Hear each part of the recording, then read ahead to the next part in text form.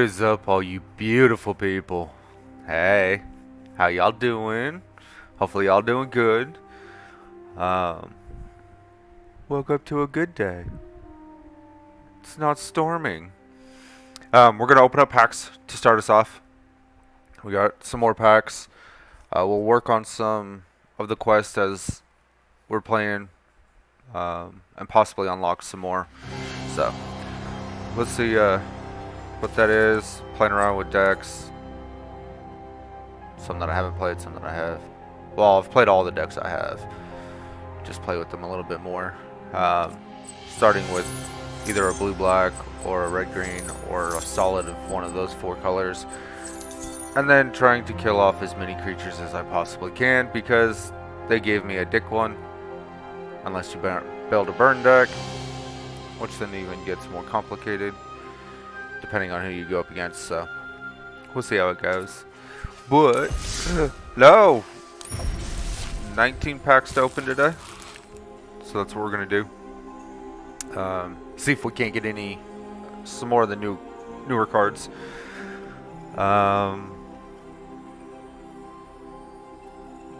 Going back and watching the last video I did when we first did almost 2 booster boxes of this new set, I lost out on about 60 something cards because I kept getting duplicates of the same one after I already had 4 of them. So I could certainly fucking try, but the decks that they give you are godly. At least against the decks I have. So I could certainly try. Alright, let's do this. Alright, okay. An uncommon. Started off with a rare right off the bat. So we got the Purple Worm. 8/7 Worm creature token, or creature. With Ward 2, just whenever a permanent with a mana with Ward becomes a target of a spell or an ability an opponent controls, counter it unless that player pays the Ward cost. So in this case, try to target the Purple Worm. You have to pay 2 extra just to be able to do it. And then this spell costs 2 less to cast if a creature died this turn. Scion of Stygia? I don't know. Some of these names I'm not even going to attempt anymore. It's a 2/1 Tiefling Shaman creature with Flash, which just allows you to be able to play anytime you can play an instant spell, so pretty much anytime. Has Cone of Cold. When Scion of Stygia enters the battlefield, choose target creature an opponent controls, then roll a d20. On a 1 to 9, you're going to tap that creature. On a 10 to 20, you're going to tap that creature, and it's not going to untap during its controller's next untap step. So, could be very beneficial. It's either going to be beneficial for a turn or beneficial for 2 turns. Then we got the Silver Raven, which is a 1/1 bird artifact creature. With flying, and whenever it enters the battlefield, you get a Scry 1. Scry just allows you to look at the top card of your library, and you may put that card on the bottom of your library if you so choose, or you can leave it right where it's at. And then you got Ranger's Hawk, which is the 1/1 bird creature with flying. You can pay 3 colorless, tap it, and tap another untapped target, untapped creature you control, and then you venture into the dungeon. You can only do this as a sorcery, which means you can only do it on your turn. And then there's the 3 dungeons, which we've gone through, but like Dungeon of the Mad Mage, you got the Yawning Portal, and you gain 1 life. It's the very first spot you go to, and then you go on to the next step, which is the dungeon level, and you scry 1. Again, that just allows you to look at the top card of your library, and you can decide whether you want to put it on the bottom of your deck or the top of your deck, and then you have 2 different paths you could choose. You either go to the Goblin Bazaar, which allows you to create a treasure token, or you go to the Twisted Caverns, and target creature can't attack until your next turn. Then you move on to level 2, which is Lost Level, and you scry 2. Now you look at the top 2 cards of your library, and you put them either on the bottom of your deck or the top of your deck in any order, however you like.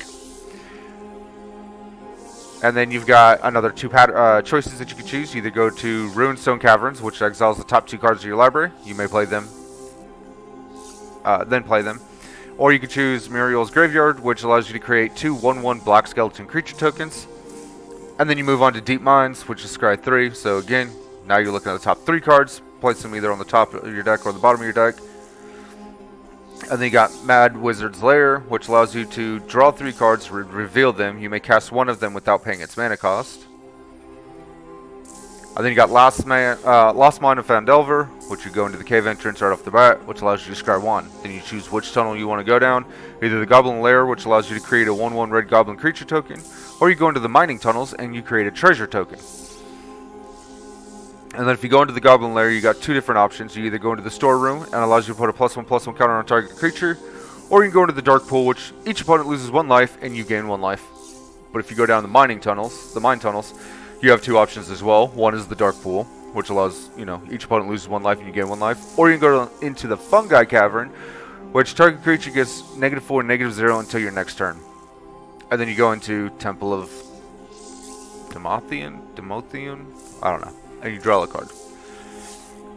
And then the final dungeon that you have the option for is Tomb of Annihilation. When you first enter, it's trapped entry. Each player loses 1 life, and then you choose which path you want to go down. If you choose Veils of Fear, each player loses 2 life unless they discard a card. Or you go into the Obulette, which discard a card to sacrifice a creature, an artifact, and a land. If you went down the first path and go for Veils of Fear, you also then go into Sandfall Cell, which each player loses 2 life unless they sacrifice a creature, artifact, or a land. And then whether you went through the Veils of Fear, Sandfall Cell, or the Obulette, you go into the Cradle of the Death God, which allows you to create the Metropole, a legendary 4/4 Black God horror creature token with Death Touch. Still think I should build a dungeon deck. I think that would be fun.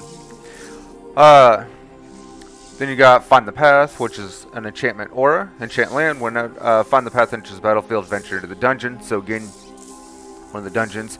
And then Enchanted Land has tap, add 2 forests. And then you got the Hobgoblin Captain, which is a 3/1 Goblin Barbarian creature with Pack Tactics. Whenever Hobgoblin Captain attacks, if you attacked with creatures with total power of 6 or greater this combat, Hobgoblin Captain gains first strike until end of turn. And then we got Varus Silvery Moon Ranger, which is a 3/3 Human Elf Ranger legendary creature with Reach, which allows you to block creatures with flying. And Ward 1. Again, Ward is whenever a permanent, whenever you cast a spell or use an ability against this creature, it automatically gets countered unless you pay the ward cost. Whenever you cast a creature or planeswalker spell, venture into the dungeon, this ability triggers only once each turn. And whenever you complete a dungeon, create a 2/2 Green Wolf creature token. You probably already know, but did you see that Smite has Stranger Things Netflix now? Yes, I did, and I don't know if I'm gonna buy it, but the wife bought it last night, so she really wanted the Stranger Things, all the different Stranger Things things. Wow, that sounded weird. So she actually, I had her go ahead and buy the battle pass for it. And that's the first time we've gotten this card, so at least we got a new card out of this pack. We did good. Alright. Next pack. Alright. Divine Smite. It's an instant spell. Target creature, planeswalker, and opponent controls phases out. If that permanent is black, exile it instead. If it phases out, treat it and anything attached to it as though they don't exist until the controller's next turn. Yeah, she's been oohing and awing over it ever since they started advertising it. And then when it finally dropped, she really, really wanted it. And I knew I wasn't going to get it, so I told her to go ahead and do it. So she got super excited. And then played for quite a while last night. So. Got Ray of Enfeeblement, which is also an instant. Target creature gets -4, -1 until end of turn. If that creature is white, it gets -4, -4 instead until end of turn. You got Inspiring Bard, which is a 3/3 Elf Bard creature. When Inspiring Bard enters the battlefield, choose one. Bardic Inspiration, target creature gets +2/+2 until end of turn. Or Song of Rest, you gain 3 life. Evolving Wilds, we all know what this one does. It's been around forever. It's a land, you play it. You don't tap it for any kind of mana. You tap it, sacrifice it. It allows you to search the library for a basic land card, put it on the battlefield tapped, and shuffle. You got the +2 mace, which is an equipment artifact. Equipped creature gets +2/+2, and the equip cost is 3. Magic, magic, magic. Then you got Manticore, which is a 2/1 mana core creature with flying and flash. So flash, again, allows you to cast anytime you can cast an instant spell, so pretty much anytime. It has the ability Tail Spikes. When Manticore enters the battlefield, destroy target creature an opponent controls that was dealt damage this turn. Then we got Swarming Goblins, which is a 4/3 goblin creature. When Swarming Goblins enters the battlefield, roll a d20. On a 1 to 9, create create a 1/1 red goblin creature token. On a 10 to 19, create 2 of those tokens. And on a natural 20, create 3 of those tokens. There's a card that just went out the window because I already have 4 of them. So, yeah. Other than the big card here is Long Rest, which we've already had. Return X target cards with different mana values from your graveyard to your hand. If 8 or more cards were returned to your hand this way, your life total becomes equal to your starting life total. Exile Long Rest. And Raven Feeblement is the first time we've gotten it, which I believe is a lie because I'm pretty sure we've already had that one.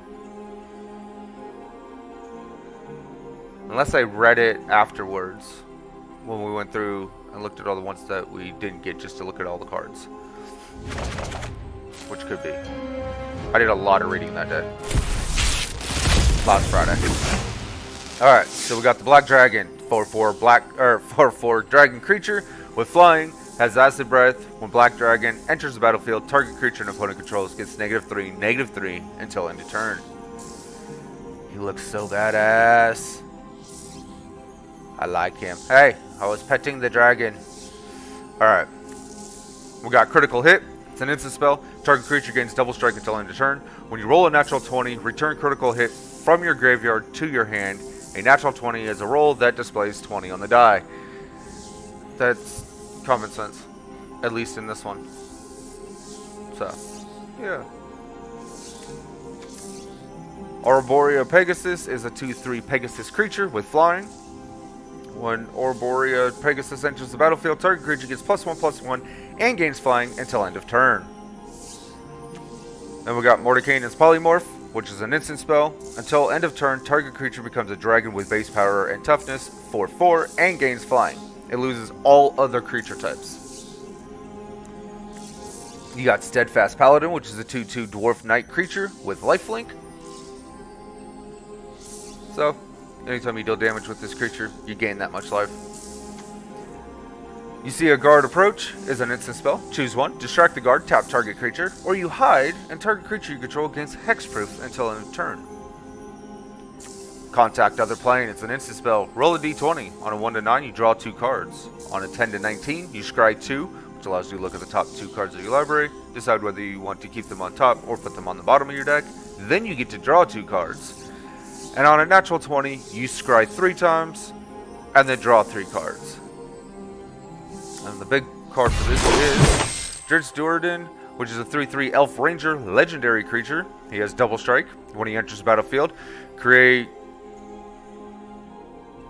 Gunharvar, a legendary 4/1 green cat creature token with trample.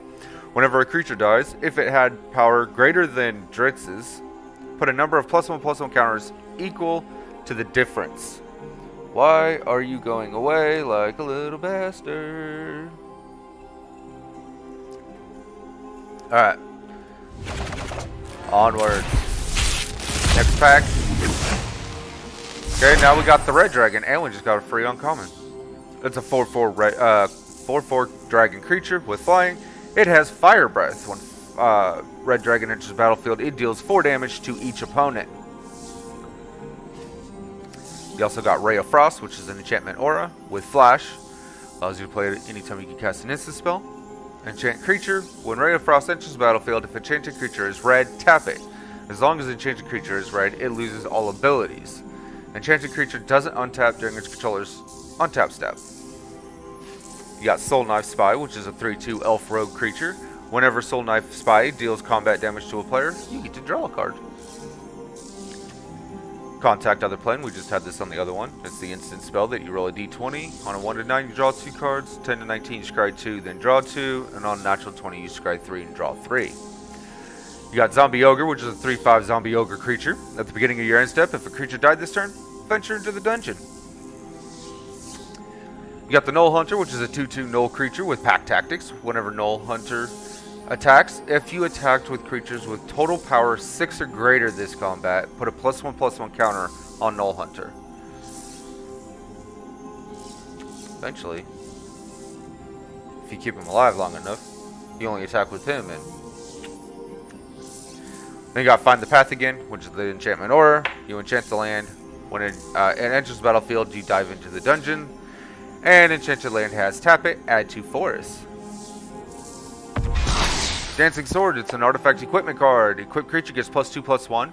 Whenever equipped creature dies, you may have Dancing Sword become a 2/1 construct artifact creature with flying and ward 1. Ward, you target it, you have to pay the ward cost, otherwise it's automatically countered. If you do, it isn't an equipment and it has an equip cost of 1.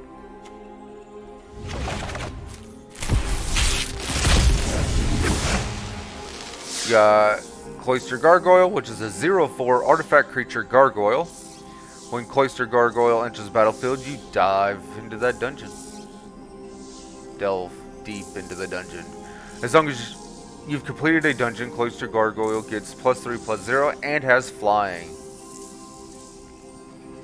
You got Chaos Channeler, which is a 4/3 human shaman creature. It has Wild Magic Surge. When Chaos Channeler attacks, roll a d20. On a 1 to 9, exile the top card of your library. You may play it this turn. If you roll a 10 to 19, exile the top 2 cards of your library, and you may play them this turn. And if you roll a natural 20, you exile the top 3 cards of your library, and you may play them this turn. You got Delver's Torch, which is an equipment artifact. Equipped creature gets +1/+1, and whenever equipped creature attacks, venture into the dungeon, and it has an equip cost of 3. Hoarding Ogre is a 3/3 ogre creature. Whenever he attacks, you roll a d20. On a 1 to 9, it creates a treasure token. On a 10 to 19, create 2 treasure tokens. On a natural 20, you create 3 of those tokens. We've seen this card multiple times when we've played Kyra with the deck that the game just fucking built for her and gave to her. It's a scary deck. It's a fun deck. I love the deck. I just don't like playing against it. Devoted Paladin is a 4/4 Orc Knight creature with Beacon of Hope. When Devoted Paladin enters the battlefield, creatures you control get +1/+1 and gain Vigilance until end of turn. You find the Villain's Lair. It's an instant spell. You choose one. You foil their scheme by countering a target spell, or you learn their secrets and draw 2 cards, then discard 2 cards. And then we got a free common wild card. And we got the Wizard's Spellbook, which is an artifact. You tap it, exile target instance or sorcery card from a graveyard. Doesn't even have to be from your graveyard. Roll a d20, activate only as a sorcery. On a 1 to 9, copy that card. You may cast the copy. On a 10 to 19, copy that card. You may cast the copy by paying 1 colorless rather than paying its mana cost. And on a natural 20, copy each card exiled with Wizard Spellbook. You may cast any number of the copies without paying their mana cost.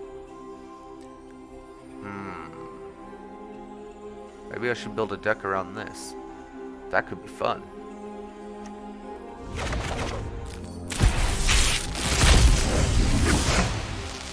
Got Dungeon Crawler, which is a 2/1 zombie creature. Dungeon Crawler enters the battlefield tapped.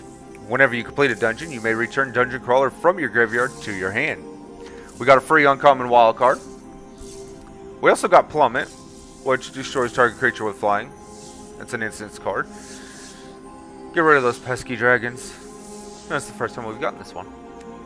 You see a guard approach. Again, it's an instant spell. You choose one. You either distract the guard and tap target creature, or you hide and target creature you control gets hexproof until end of turn. Spulcher Ghoul. Spelcher? Oh, whatever. It's a 2/1 zombie creature. Sacrifice another creature, and he gets +2/+2 until end of turn. You can only activate this ability once each turn. So, at least it becomes a 4/3. Bigger, more powerful. Get him. You got Circle of the Moon Druid, which is a 2/4 human elf druid creature. It has bear form. As long as it's your turn, Circle of the Moon Druid is a bear with base power and toughness of 4/2, and it loses all other creature types. Compelled Duel is a sorcery. Target creature gets +3/+3 until end of turn, and must be blocked this turn, if able. And the big card is Mind Flayer. It's a 3/3 horror creature. Dominate monster. When Mind Flayer enters the battlefield, gain control of target creature for as long as you control Mind Flayer. Mind Flayers are badass little fuckers. Love them. And yeah, that's the first time we got that. So we actually got 3 firsts this time out of this pack.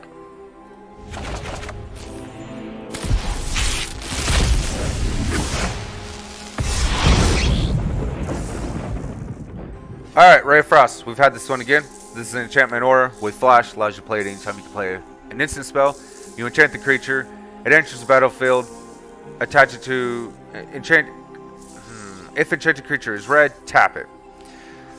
As long as the enchanted creature is red, it loses all abilities, and it doesn't untap on its controller's next untap step. Critical hit. We've had this one already today. It's an instant spell. Target creature gains double strike until end of turn, and when you roll a natural 20, return critical hit from your graveyard to your hand. Obviously, a natural 20 is the 20 on the die. We got Spike Pit Trap. It's an artifact with flash. You can play it as though anytime you cast an instant spell. You pay 5 colorless, tap it, sacrifice Pit Trap, choose target creature, then roll a d20. On a 1 to 9, Spiked Pit Trap deals 5 damage to that creature. Or on a 10 to 20, Spiked Pit Trap deals 5 damage to that creature, and you create a treasure token. I think on a 10 to 20 to make it a little bit better, depending on how you do it. At least in my parties, you're going to have multiple creatures falling into that pit. Unless you got that smart rogue that does all the trap finding, but then he failed. Alright, you find the villain's lair. It's an instant spell. Choose one, foil their scheme. Counter a target spell, or learn the secrets, draw 2 cards and then discard 2 cards. You got the Veteran Dungeoneer, which is a 3/4 human warrior creature. Whenever Veteran Dungeoneer enters the battlefield, venture into the dungeon. Makes a lot of sense. Boulette is a 3/3 beast creature. At the beginning of your end step, if a creature died this turn, put a +1/+1 counter on Boulette. Yeah, buddy. Get 'em. Those are fun creatures to have the party fight too. Fate's Reversal. It's a sorcery. Return up to 1 target creature card from your graveyard to your hand, and then you venture into the dungeon. We got Cave of the Frost Dragon. If you control 2 or more lands, Cave of the Frost Dragon enters the battlefield tapped. You can tap it, add 1 plains. If you pay 4 and a plains, Cave of the Frost Dragon becomes a 3/4 white dragon creature with flying until end of turn. It is still a land, but be careful doing those, because if it dies in creature form, you also lose a land.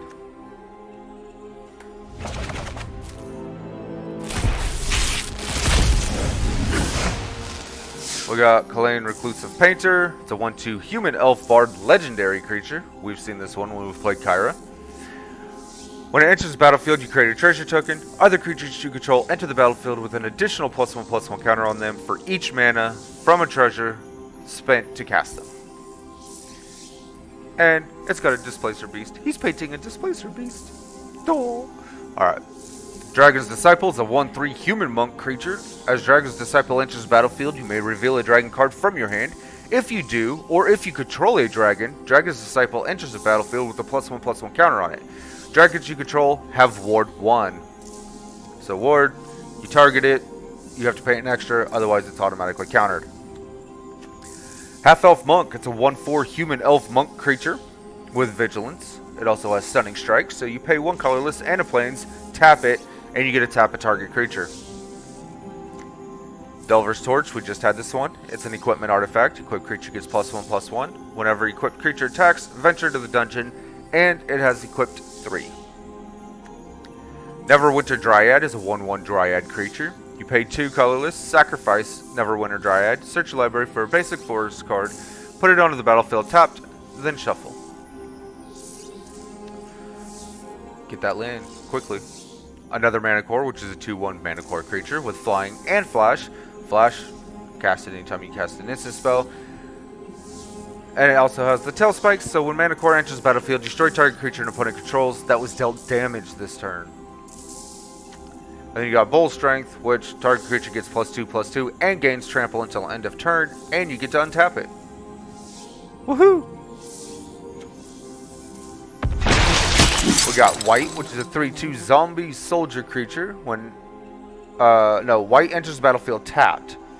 Life Drain. Whenever a creature dealt damage by White this turn dies, create a tapped 2/2 black zombie creature token and exile that card.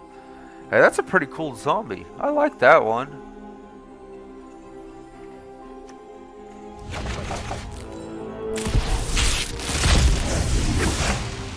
Alright, we got Magic Missiles, which Kyra likes to use on me a lot.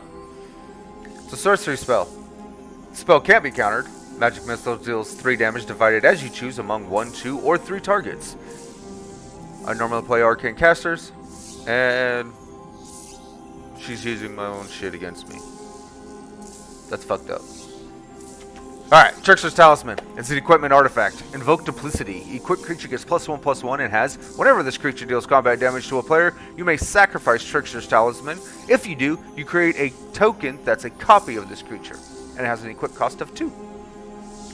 You're ambushed on the road. It's an instant spell. You choose one. Make a retreat. Return target creature you control to its owner's hand. Or stand and fight. Target creature gets +1/+3 until end of turn. We got Silver Raven again, which is a 1/1 bird artifact creature with flying. And when it enters the battlefield, scry 1.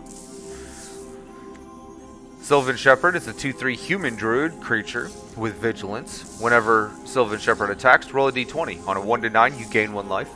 On a 10 to 19, you gain 2 life. And if you roll a natural 20, you gain 5 life. Yay. Goblin Javenier is a 1/1 Goblin Warrior creature token with haste. Whenever Goblin Javenier becomes blocked, it deals 1 damage to target blocking creature. And we got another free common wild card. And Okra Jelly is a 0/0 ooze creature with trample. When it enters the battlefield, it enters the battlefield with X +1/+1 counters on it. X is going to be however much mana you pumped into this thing when you casted the spell.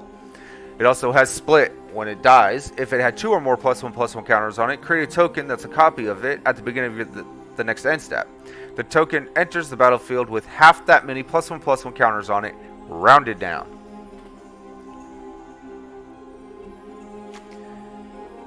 Woo! Alright. Oh god. Got another free uncommon. Monk of the Open Hand. It's a 1/1 elf monk creature with Flurry of Blows. When you cast your second spell each turn, put a +1/+1 counter on Monk of the Open Hand. We got another Cloister Gargoyle, which is a 0/4 Gargoyle artifact creature. When it enters the battlefield, you venture into that dungeon. As long as you've completed a dungeon, he gets +3/+0 and has flying. Got Baleful Beholder, which is a 6/5 Beholder creature. When it enters the battlefield, choose one. Anti-Magic Cone. Each opponent sacrifices an enchantment. Or Fear Ray. Creatures you control gain Menace until end of turn. Grim Bounty, which is a sorcery. Destroy target creature or planeswalker, and you get a created treasure token. Valor Singer is a 2/3 Tiefling Bard creature with combat inspiration. At the beginning of combat on your turn, target creature you control gets +1/+0 until end of turn. Celestial Unicorn is a 3/2 unicorn creature. Whenever you gain life, put a +1/+1 counter on Celestial Unicorn. Seen this one played against me a couple of times too. Fate's Reversal, it's a sorcery. Return up to 1 target creature card from your graveyard to your hand, and then you get to venture into a dungeon. Then we got a free Mythic Rare wild card. Damn, 20 commons that we can create, 25 uncommons, 9 rares, and 11 mythics so far.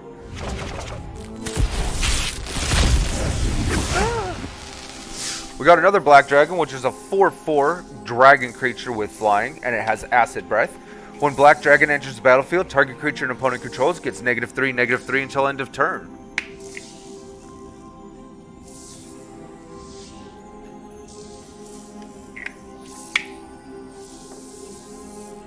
We got Hamara Pashar, Ruin Seeker. It's a 2/3 human wizard, legendary creature.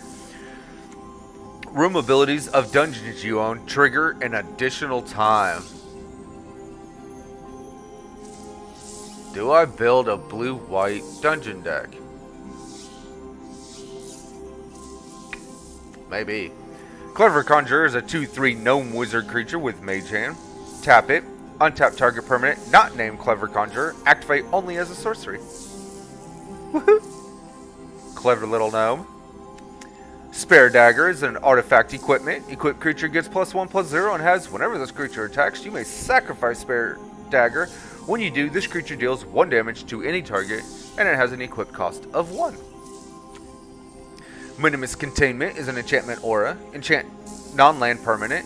Enchanted permanent is a treasure artifact with tap. Sacrifice this artifact, add 1 mana of any color, and it loses all other abilities. If it was a creature, it's no longer a creature. Hoarding Ogre, again, a 3/3 ogre creature. Whenever Hoarding Ogre attacks, roll a d20. On a 1 to 9, create a treasure token. 10 to 19, create 2 of those treasure tokens, and on a natural 20, you create 3 of those treasure tokens. You come to a river. Oh, that was almost difficult to say for some reason. It's an instant spell, you choose one. Fight the current, return target non-land permanent to its owner's hand, or find a crossing. Target creature gets +1/+0 until end of turn and can't be blocked this turn. Zolto Fire Giant Duke. It's a 7/3 giant barbarian legendary creature with trample. Whenever Zolto Fire Giant Duke is dealt damage, venture into the dungeon.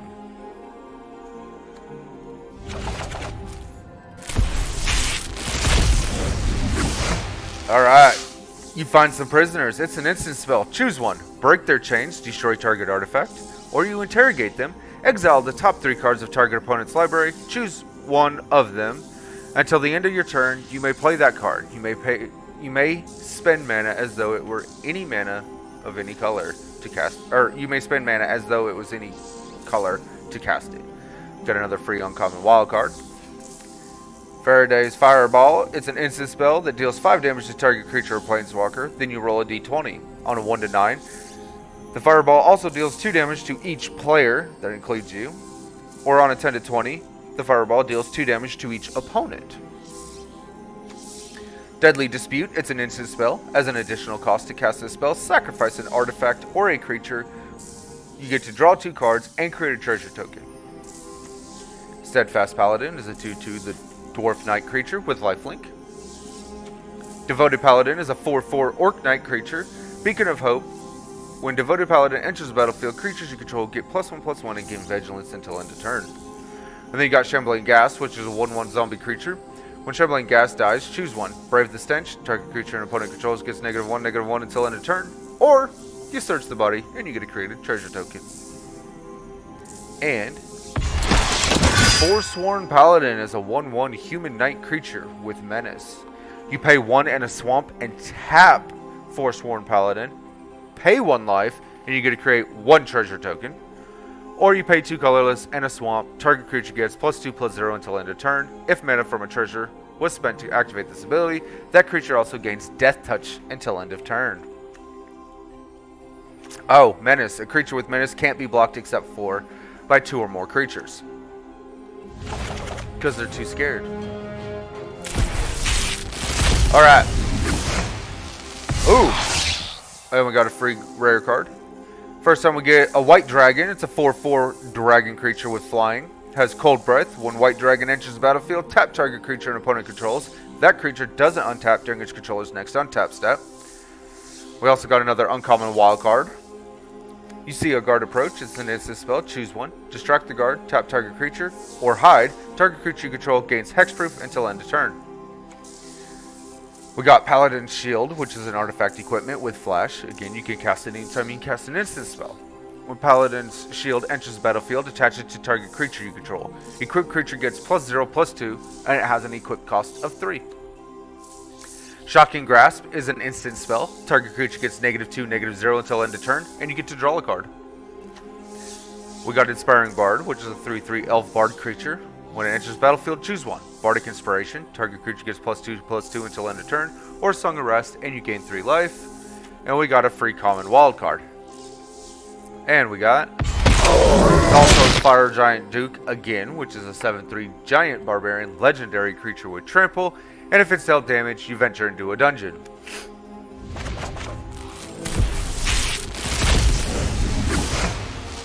We got another Hama Pashar, a Ruin Seeker. It's a 2/3 human wizard, legendary creature. Room abilities of dungeons you own trigger an additional time. We got the wizard class, which is a enchantment class. You have no maximum hand size when it enters the battlefield. If you decide to level it, it costs 2 colorless and an island. When you do, when this class becomes level 2, draw 2 cards. If you decide to level it a third time, which will cost you 4 colorless and an island, whenever you draw a card, put a +1/+1 counter on a target creature you control. We got Thieves' Tools, which is an artifact equipment. When it enters the battlefield, you create a treasure token. Your equipped creature can't be blocked as long as its power is 3 or less, and it has an equip cost of 2. Improvised Weaponry, it's a sorcery spell. Improvised Weaponry deals 2 damage to any target. Create a treasure token. Treasure tokens just allow you to tap it, sacrifice this artifact, add 1 mana of any color. Armory Veteran is a 2/2 Orc Warrior creature. As long as Armory Veteran is equipped, it has Menace. Again, Menace, you can't be blocked except by 2 or more creatures. Ranger's Longbow is an artifact equipment. Any quick creature gets +2/+1 and has reach, so now you can block creatures with flying, and it has an equip cost of 3. And then we got Celestial Unicorn again, which is a 3/2 unicorn creature. Whenever you gain life, put a +1/+1 counter on Celestial Unicorn. Then we got Nadar, Selfless Paladin. It's a 3/3 Dragon Knight, legendary creature with vigilance. Whenever Nadar, Selfless Paladin enters the battlefield or attacks, venture into the dungeon. And other creatures you control get +1/+1 as long as you have completed a dungeon. That's the first time we've gotten that card. We got a Green Dragon again, which is a 4/4 dragon creature with flying. It also has Poison Breath. When Green Dragon enters the battlefield, until end of turn, whenever a creature an opponent controls is dealt damage, destroy it.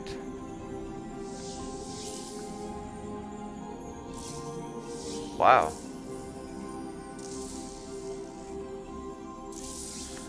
Druid class. It's an enchantment class. When it enters the battlefield, whenever a land enters the battlefield under your control, you gain 1 life. If you decide to level it up, you pay 2 colorless and a forest, and you may play an additional land on each of your turns. And if you decide to level it even further to the 3rd level, you have to pay 4 colorless and a forest. When this class becomes level 3, target land you control becomes a creature with haste, and this creature's power and toughness are equal to the number of lands you control. It's still a land. And, oh wait, Pixie Guide. It's a 1/3 fairy creature with flying. Grant an advantage. If you would roll 1 or more dice, instead, roll that many dice +1 and ignore the lowest roll. Priest of Ancient Lore is a 2/1 dwarf cleric creature. When Priest of Ancient Lore enters the battlefield, you gain 1 life and you get to draw a card. We got Great Axe, which is an artifact equipment. Equipped creature gets +4/+0 and has equip cost of 5. And it's the first time we've gotten this one. Potion of Healing is an artifact. When Potion of Healing enters the battlefield, draw a card. If you pay a Plains and tap it and then sacrifice Potion of Healing, you gain 3 life. And it's the first time we've gotten this one too. And then we got a free common wild card. Then we got the Black Staff of Waterdeep. It's a legendary artifact. You may choose not to untap the Black Staff of Waterdeep during your untap step. Animate Walking Statue.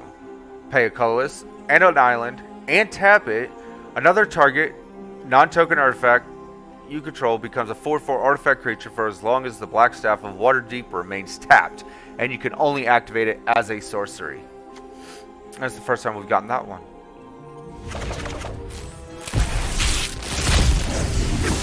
Alright, Cloister Gargoyle again. Okay, we got another free uncommon. It's a 0/4 gargoyle artifact creature. When it enters the battlefield, venture into a dungeon. If you've completed a dungeon, it gets +3/+0 and gains flying. We got another Green Dragon, which is a 4/4 dragon creature with flying. Poison Breath. When Green Dragon enters the battlefield, until end of turn, whenever a creature an opponent controls is dealt damage, destroy it. You got Arcane Investigator, which is a 2/1 elf wizard creature with Search the Room. Pay 5 colorless and an island, roll a d20. 1 to 9, draw a card. On a 10 to 20, look at the top 3 cards of your library, put one of them into your hand, and the rest on the bottom of your library in any order. Feign Death, it's an instant spell. Until end of turn, target creature gains. When this creature dies, return it to the battlefield tapped under its owner's control with a +1/+1 counter on it. Shortcut Seeker is a 2/5 human rogue creature. Whenever Shortcut Seeker deals combat damage to a player, venture into the dungeon. Got another Paladin Shield, which is an artifact equipment with flash, which you can cast anytime you can cast an instant spell. When it enters battlefield, attach it to a creature you control. The creature gets +0/+2 until end of turn, and it has an equip cost of 3. Unexpected Windfall, it's an instant spell. As an additional cost to cast the spell, discard a card, but then you get to draw 2 cards and create 2 treasure tokens. And Loyal Warhound, it's a 3/1 creature dog creature with vigilance. When it enters the battlefield, if an opponent controls more lands than you, search your library for a basic land card or basic plains card. Put it on the battlefield tapped, then shuffle.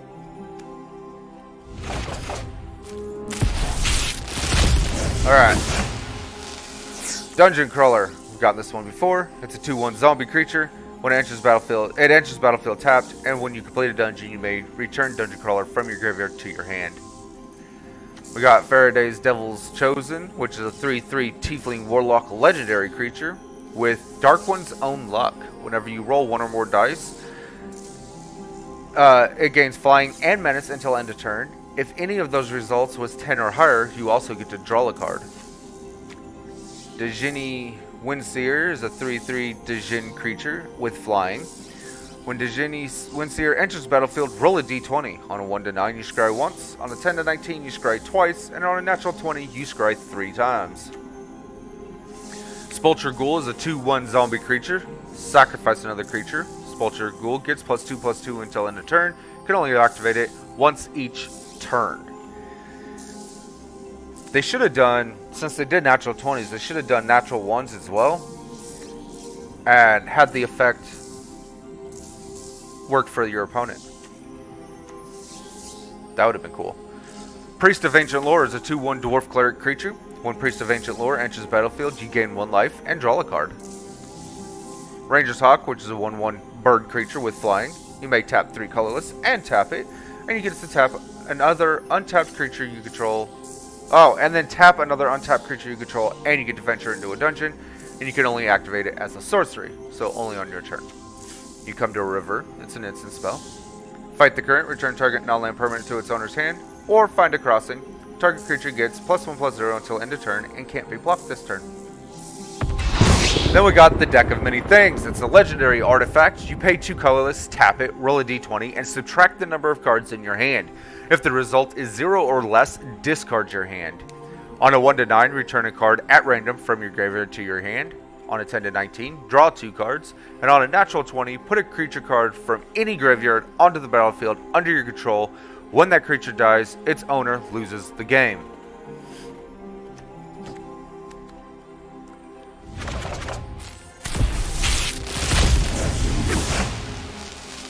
You happen on a Glade. It's an instant spell. Choose one. Journey on. Search your library for up to 2 basic land cards. Reveal them, put them into your hand, then shuffle your library.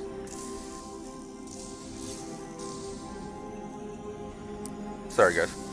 Or you can make camp, which allows you to return target permanent card from your graveyard to your hand. You got the Keen-Eared Sentry, which is a 2/1 human soldier creature with hex, which gives you hexproof. Each opponent can't venture into the dungeon more than once each turn. Deadly Dispute is an additional cost to cast this spell. Sacrifice an artifact or a creature. Draw 2 cards and create a treasure token. Thieves' Tools is an artifact equipment. When it enters the battlefield, create a treasure token. Equipped creature can't be blocked as long as its power is 3 or less, and equipped creature, you equipped it for 2 colorless. Hoarding Ogre again. We're losing cards now. So, it's a 3/3 Ogre creature. When Hoarding Ogre attacks, roll a d20. On a 1 to 9, create a treasure token. On a 10 to 19, you create 2 treasure tokens. On a natural 20, you create 3 of those treasure tokens. We got another Plummet. It's an instant spell, and you just get to destroy target creature with flying. And then we got a free common wild card. And then Zorn. It's a 3/2 elemental creature. We've had this played against us multiple times by Kyra. If you create one or more treasure tokens, instead create those tokens plus an additional treasure token. And for the last pack, we got Dungeon Crawler again, and a free rare. It's a 2/1 zombie creature. It enters battlefield tapped. Whenever you complete a dungeon, you may return him from your graveyard to your hand. Got a free uncommon. Got another Silver Raven, which is a 1/1 bird artifact creature with flying. Whenever Silver Raven enters the battlefield, scry 1. We also got Half Elf Monk, which is a 1/4 human elf monk creature with vigilance. It also has Stunning Strike. Pay 1, colorless. Pay 1 plains. Tap it, and then you get to tap a target creature. We got Boots of Speed, which is an artifact equipment. Equipped creature gets +1/+0 and has haste, and it has an equipped cost of 1 colorless. You also got Ranger's Longbow, which is an artifact equipment. Equipped creature gets +2/+1 and has reach. Equipped creature, you can equip it for 3 colorless. You hear something on watch. It's an instant spell. Choose one. Rouse the party. Creatures you control get +1/+1 until end of turn. Or set off traps. This spell deals 5 damage to target attacking creature. And then, Tasha's Hideous Laughter. It's a sorcery. Each opponent exiles cards from the top of their library until that player has exiled cards with total mana value 20 or more. That's the first time we got in that one. We're going to go over here. We're going to go ahead and build a deck. Standard. Standard. And we're going to go okay. And we're going to type in Dragon. Oh, and I forgot we're not going to do standards. We're going to do only this one from the new set. So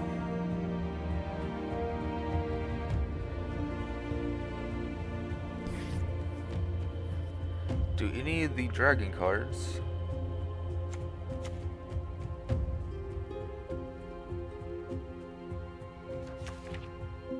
have a roll ability? They do not.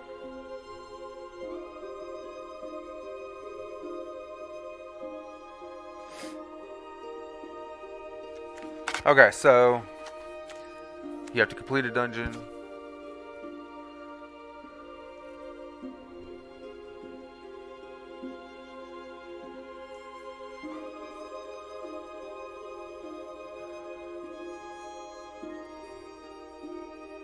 Okay, so I think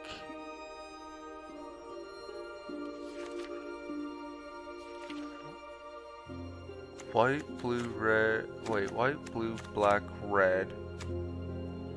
White, blue, black, red, green.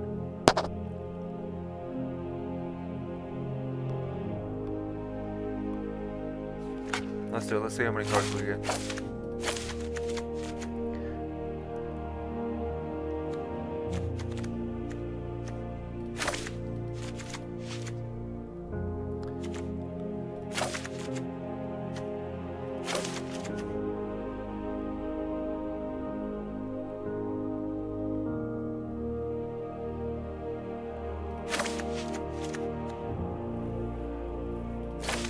He'll be beneficial.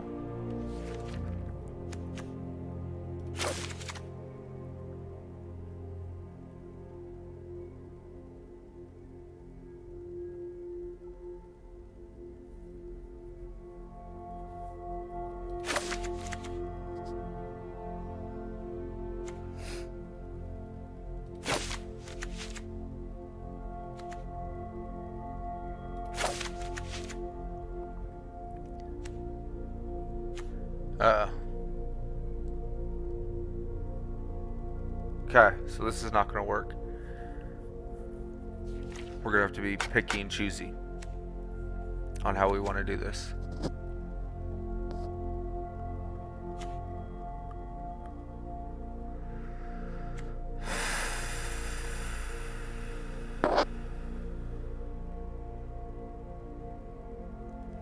Alright, Alright, so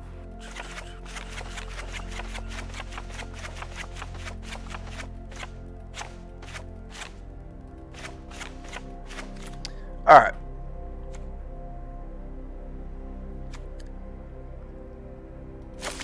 Put 2 of him in there. Put 2 of him in there. Let's put 4 of him in there. Let's put 2 of them, 2 of them, 2 of them, 4 of them.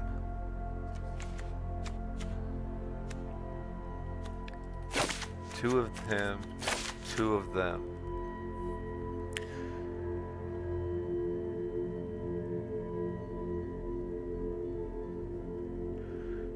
Close, tap it, add 2 mana of any combination of colors. Spin this mana only to cast dragon spells. Okay, so we're gonna want 4 of those. 4 of those. No, we only put 1, 2, 3, 4, 5, 6. We could put an additional dragon of each color into the deck.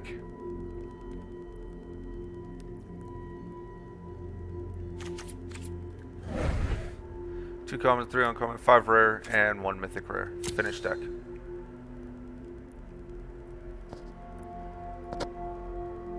Now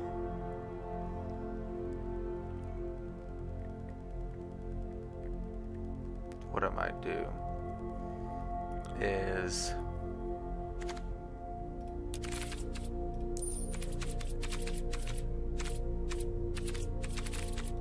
land.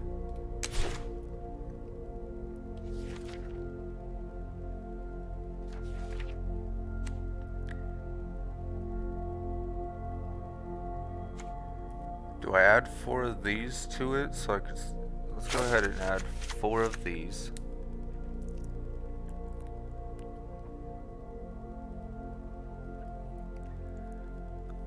Which then will allow me to get any number, or any one that I need. Plus, as long as this is out, I can produce the mana that I need to be able to play everything. So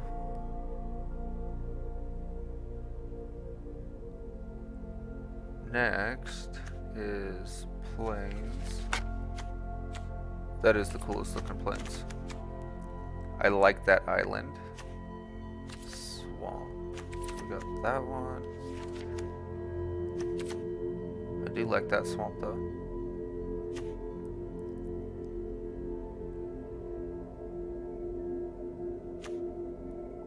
Okay. Done. Oh. Edit the name.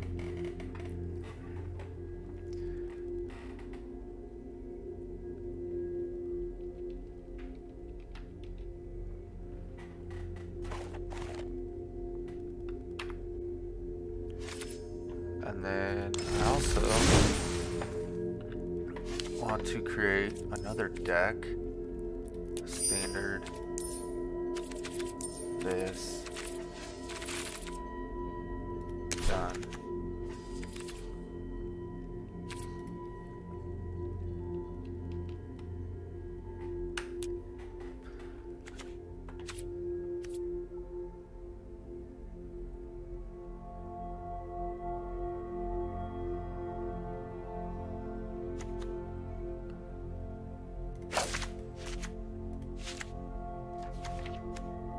Oh, yeah, I only want white and blue too.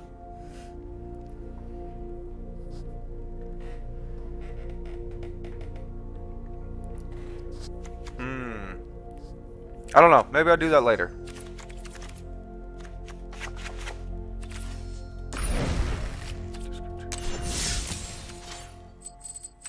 Alright, so now we got that.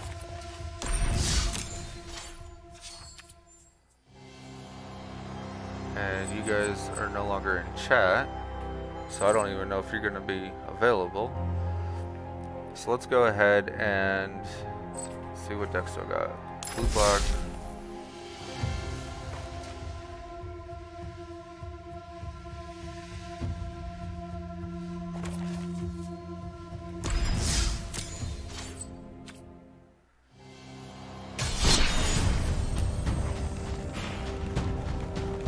Where is it? Blue, black. Let's go ahead and play this deck.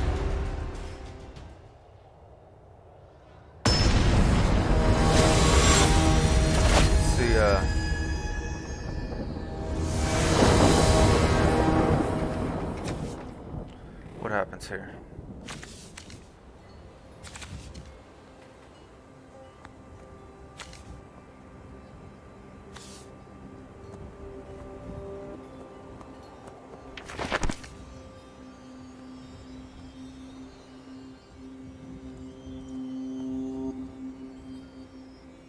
Let's go ahead and keep it up.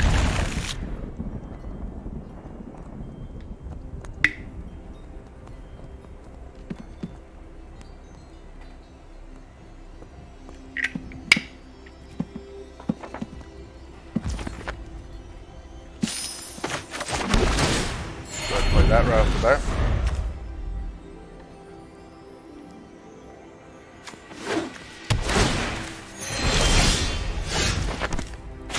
Go ahead and play that right off the bat.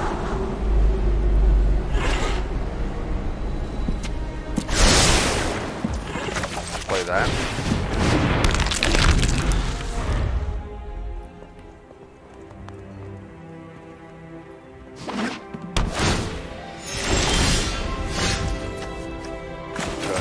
That.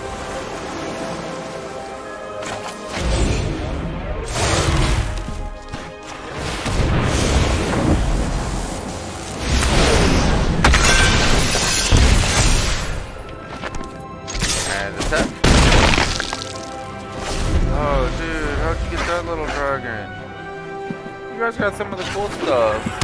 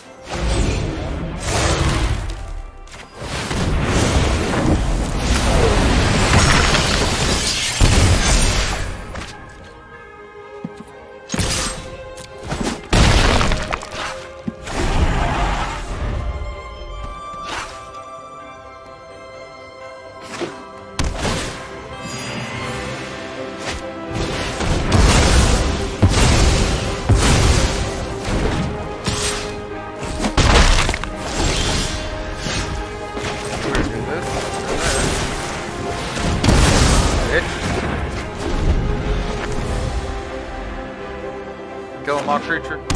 I kill yours?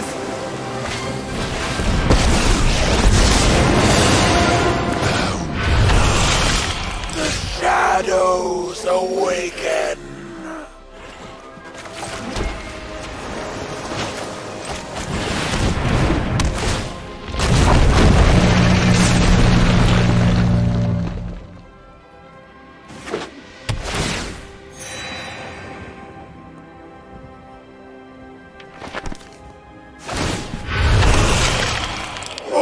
Your fears are given form.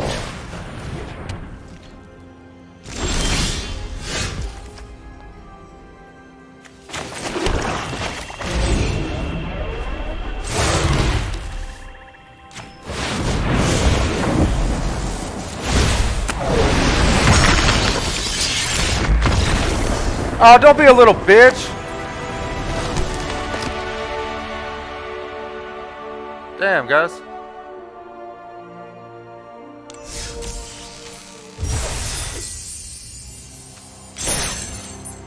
Well, we technically won.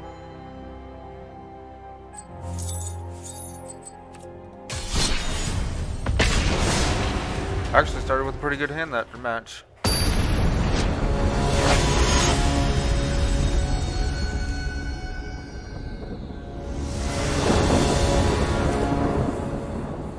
kind of annoying that games have that kind of an ability.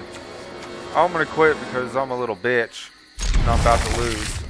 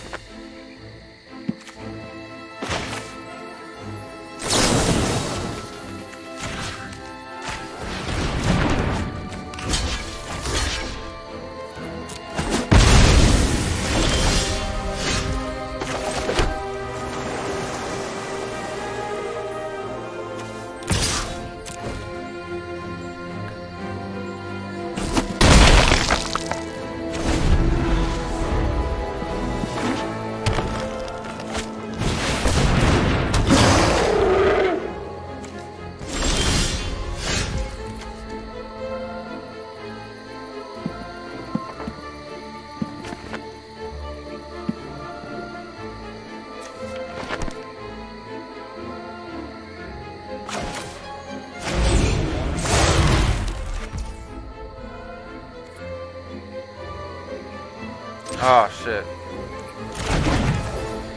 I don't have that ability.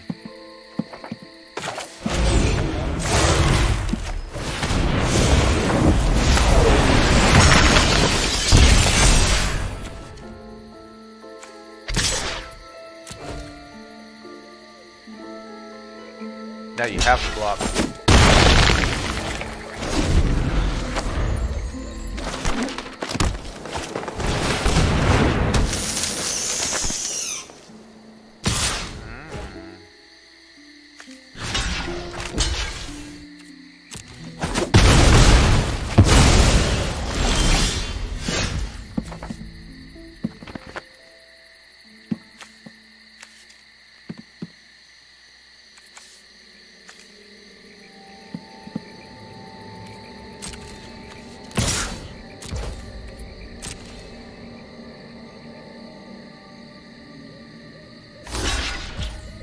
Yeah. You're forced to block. Sucks to be you.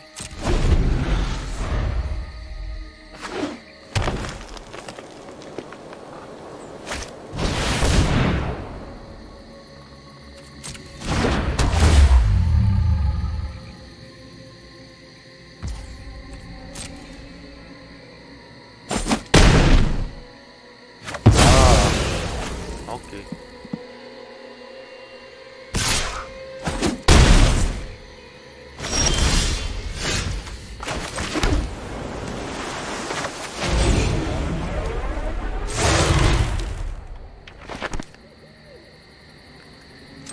Damn it.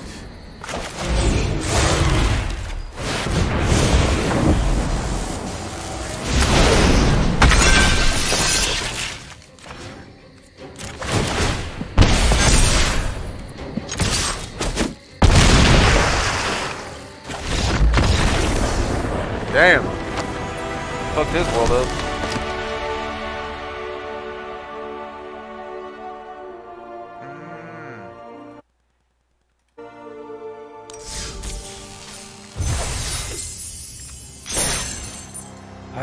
Still gotta play 10 more. 10 more spells.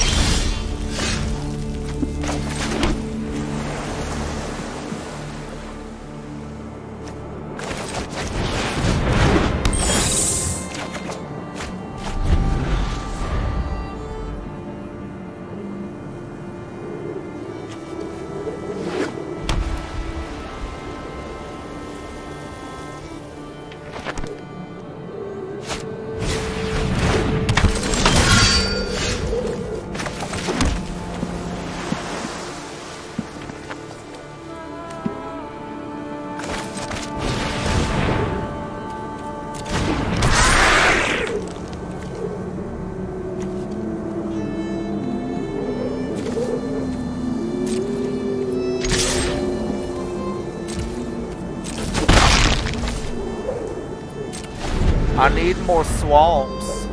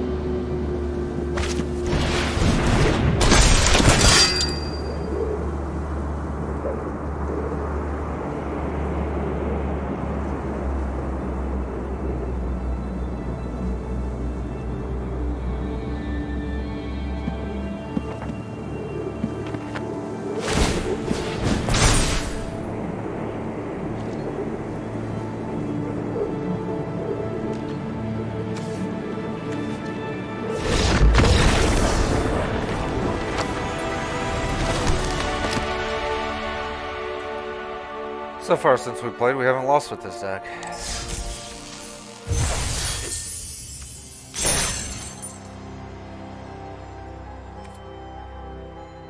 Got 4 more block spells, blue or black spells we need to cast.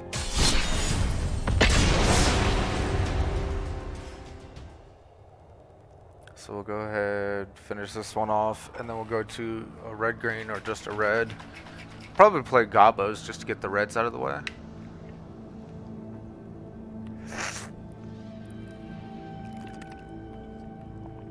Maybe the dragon deck to deal the damage. To kill the creatures.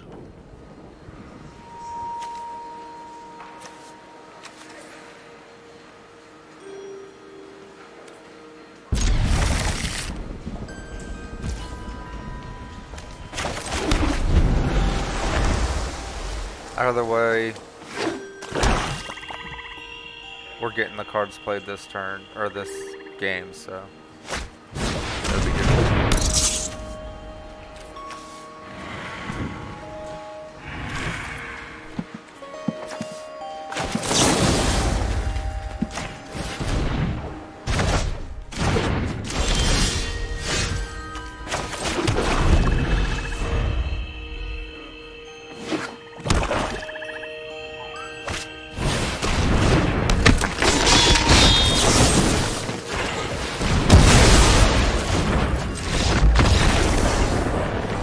Wow. Okay, we only got 2 cards played, so we still have to play 2 more. Because the bitch quit after I sent one creature back to his hand and killed the other one. Turn 2.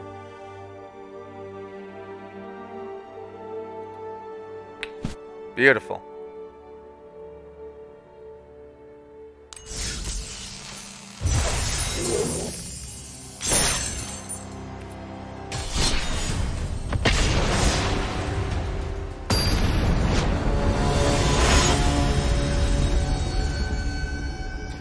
Interesting, guys. Interesting.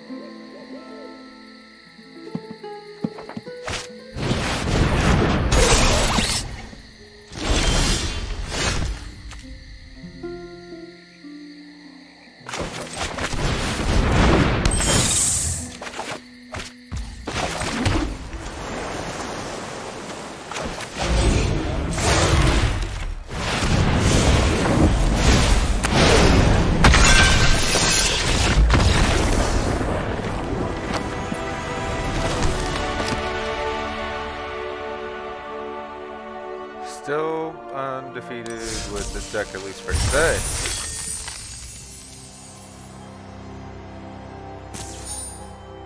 When you cast a spell copy for each other instance and sorcery spell you've casted this turn, you may choose new targets for the copies. Put a +1/+1 counter on target creature. It gains vigilance until end of turn. Impressed. Alright, so now we gotta play red or green spells. We gotta play 11 more of those. And we have to kill 25 of my opponent's creatures 14 more times. So, Little Gabos. I think I'm gonna play Little Gabos.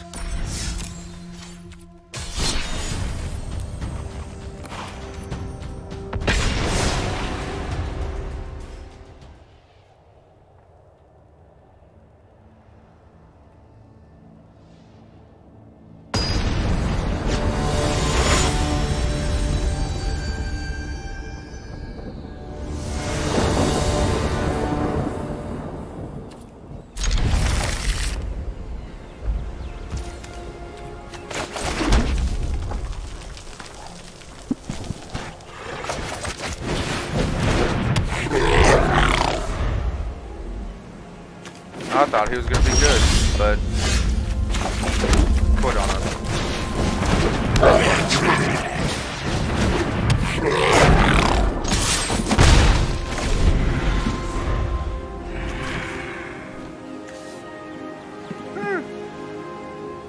Well, what do you know? Oh.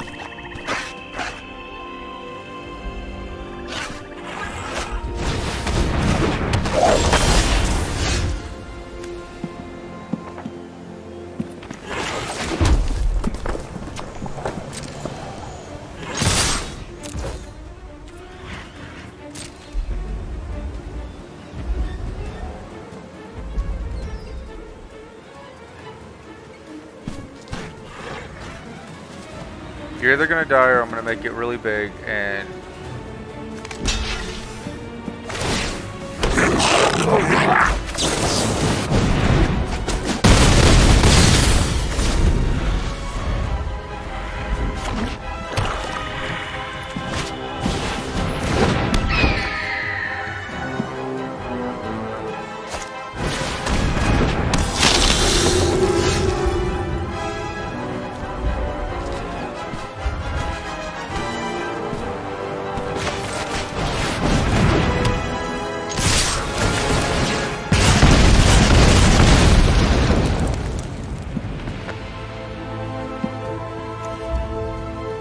already played 6 out of the 11 red spells, red or green spells that I need to play. Nope, 5.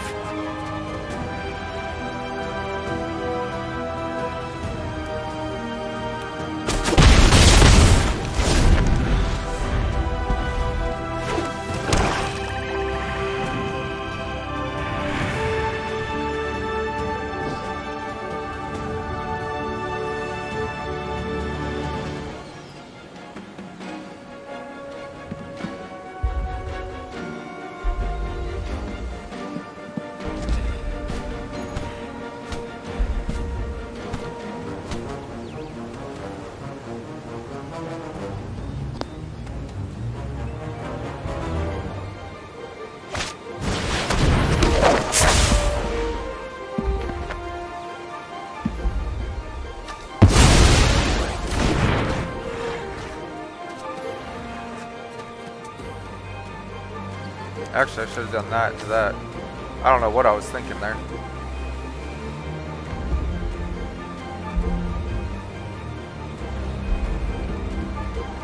If you attack, you lose.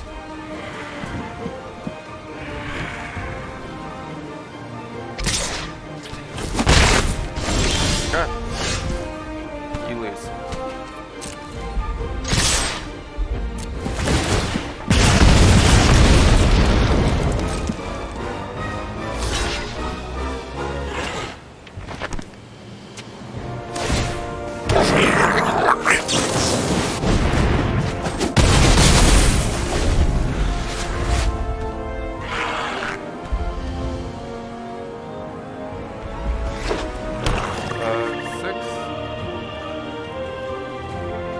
Yeah, you're not liking that guy over there, are you? Sucks to be you, Arwen.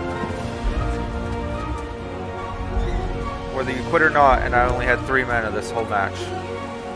Welcome to aggro.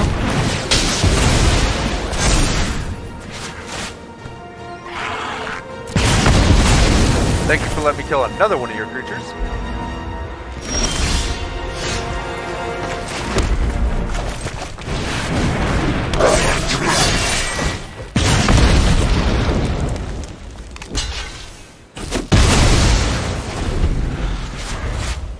Oh, it's 1 damage, not 2 damage.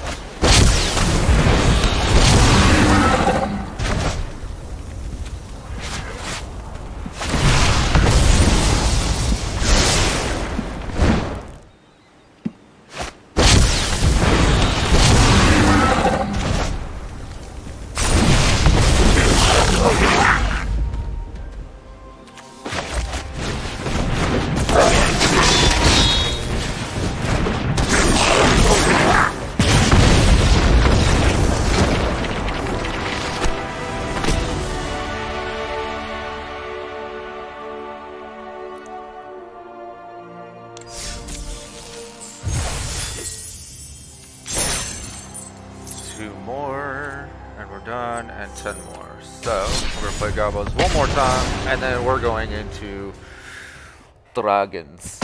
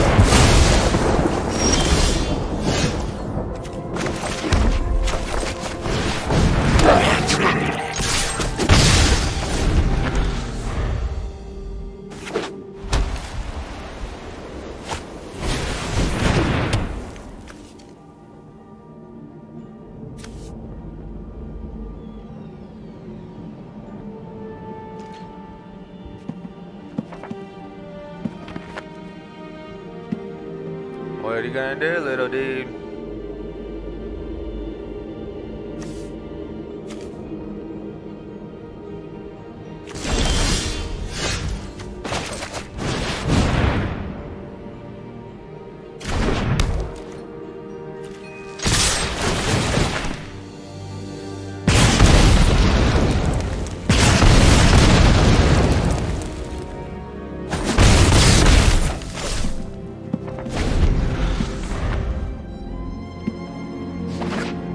Next, it's 8 damage.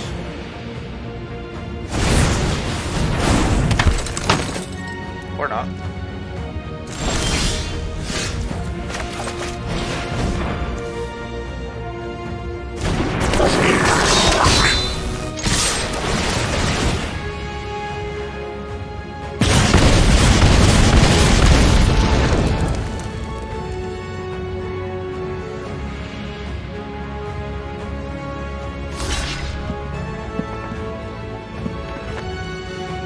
So 7 damage.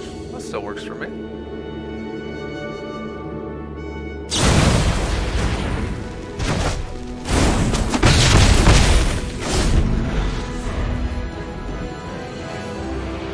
Okay, you lose next turn no matter what, dude. Like, I don't know what you're thinking, but cool.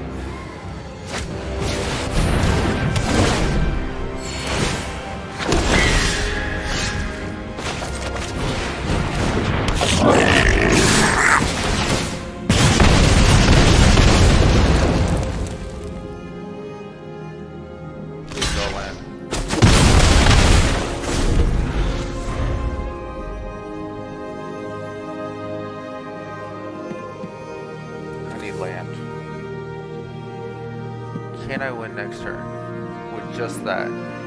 Yes. I can win. Doesn't matter. Good game, boss. Unless you destroy my creatures. Oh, no. That just puts.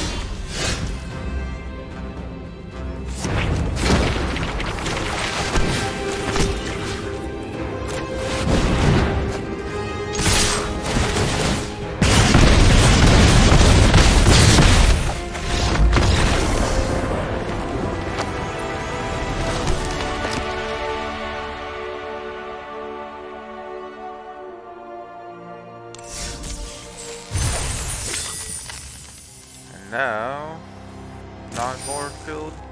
Alright, choose target creature you control and target creature you don't control. If you control 3 or more snow permanents, the creature you control gets +1/+0 and gets indestructible until the end of turn. Then those creatures fight each other. Cool. Now, get rid of this. Play the chromatic deck.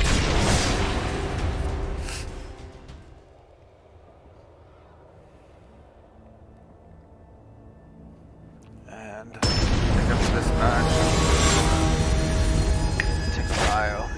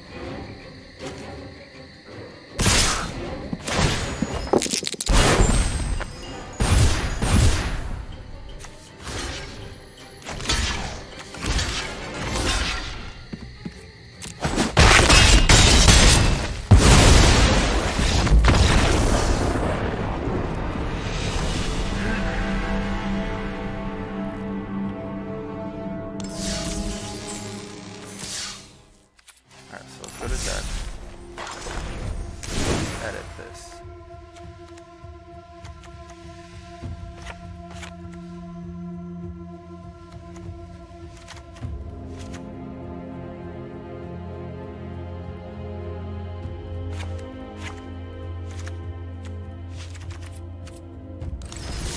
See if this helps. But we are going to take a quick bio, guys. So I will be right back.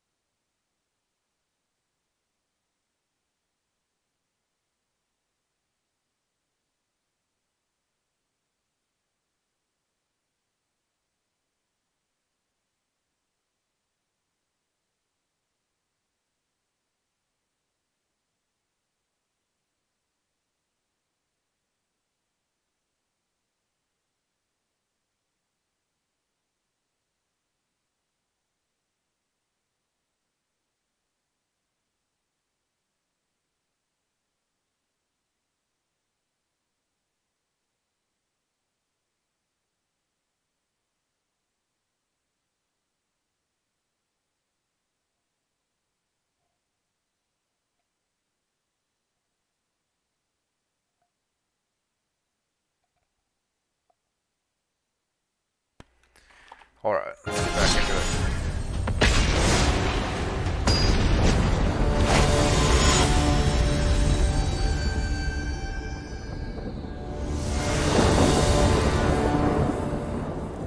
There we go.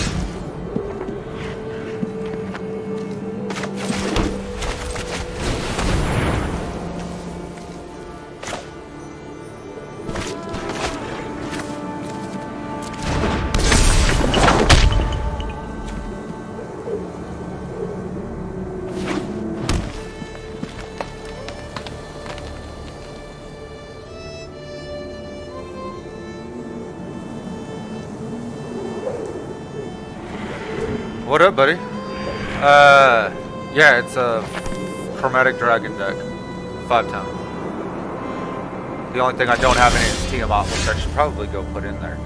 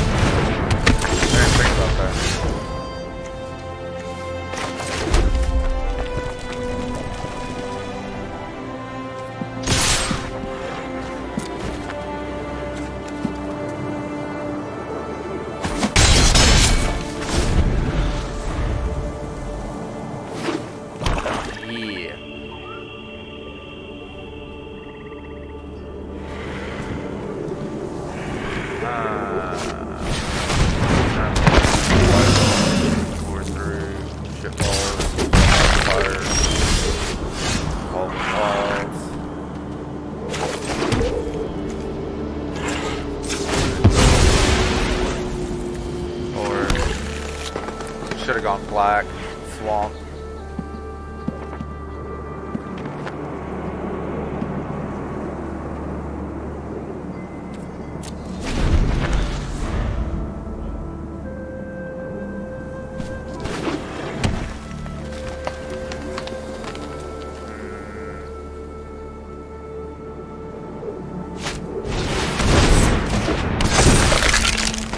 Oh, I'm about to get my ass handed to me here.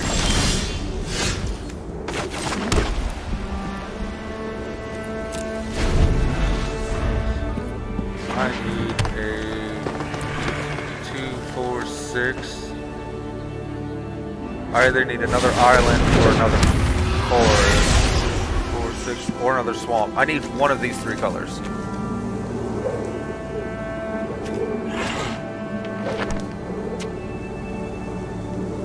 And preferably a swamp, because I will kill 3 of his creatures.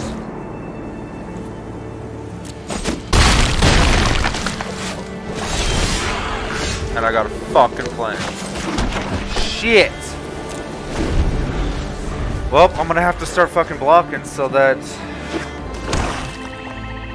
I don't die. And I'm about to lose my big guys. Or my dragons. Wards.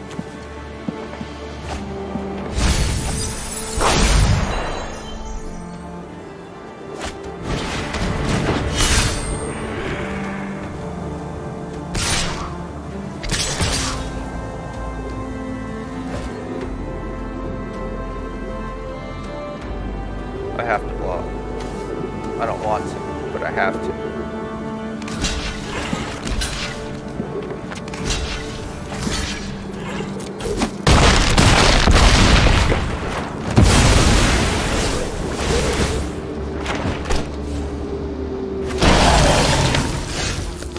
Is that what I wanted? Fuck. Yes! Oh, target creature?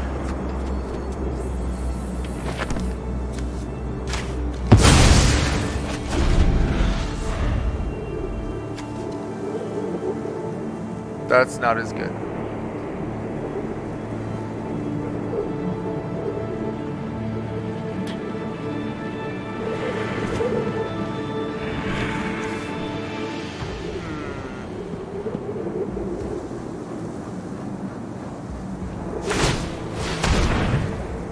Why, dude?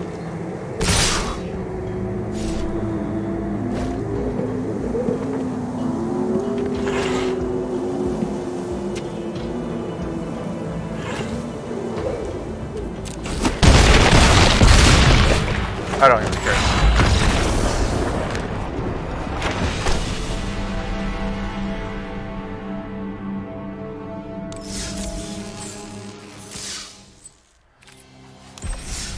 Decks. Edit deck.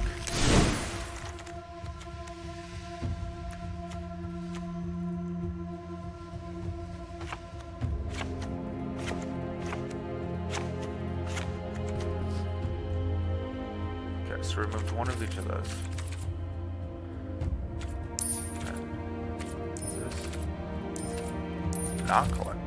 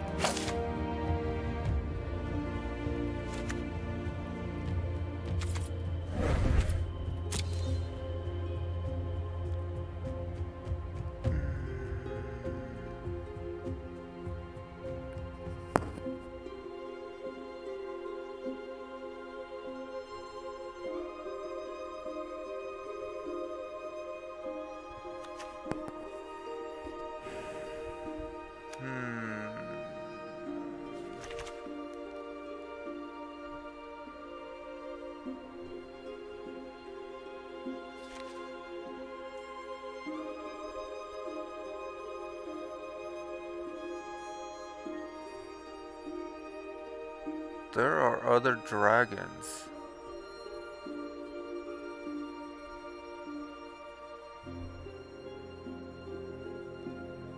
Oh my god. This deck ain't gonna work. What?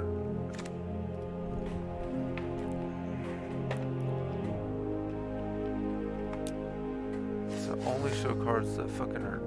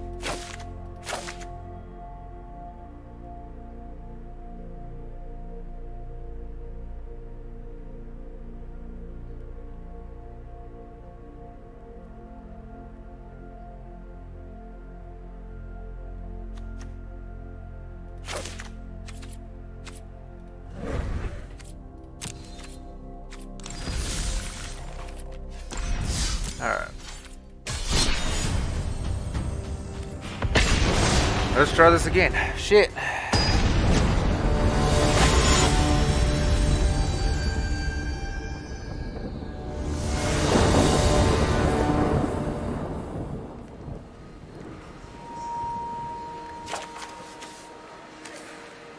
Oh, damn it, man. Fuck it.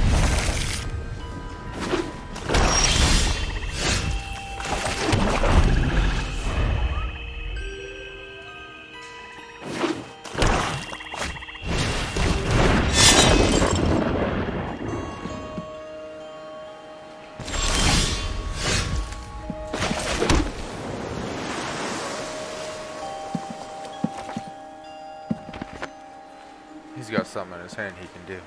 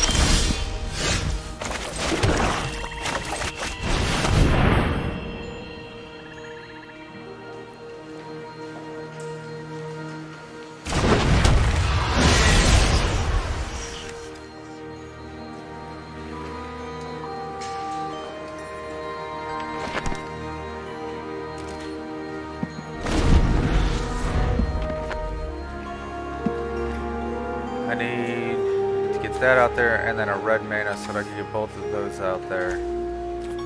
So that when I attack with both of these, I can put a dragon creature, 2 dragon creature cards from my hand onto the battlefield, tap and attack.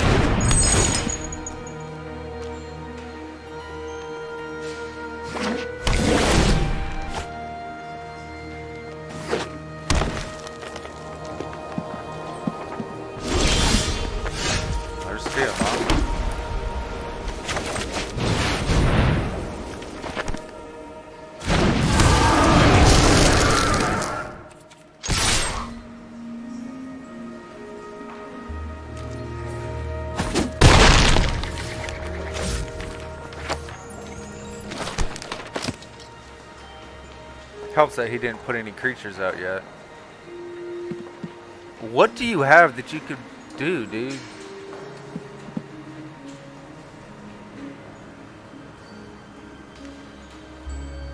Ruh-roh.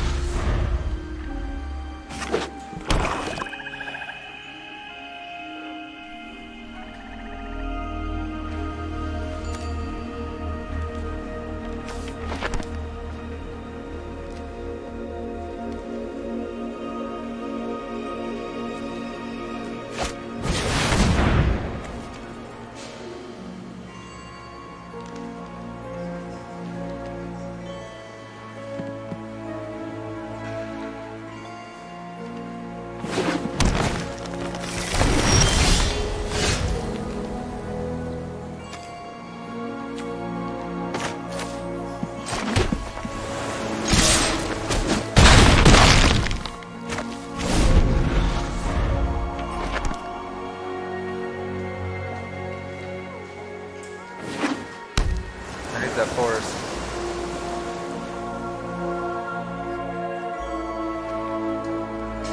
You lose next turn, dude.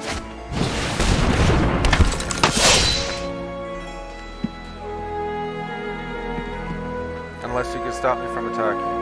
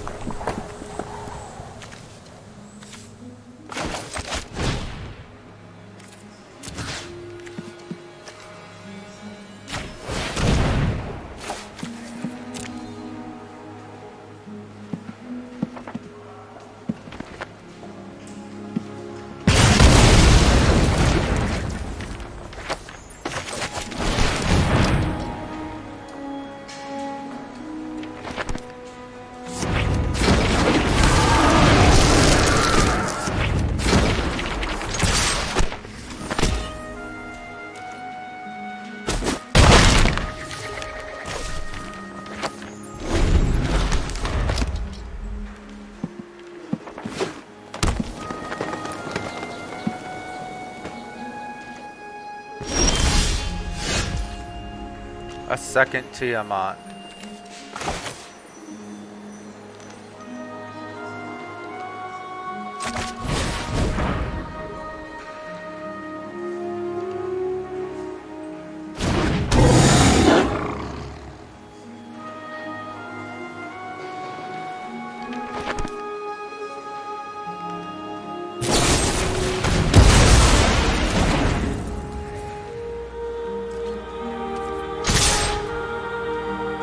Just because you fucking took out my guy.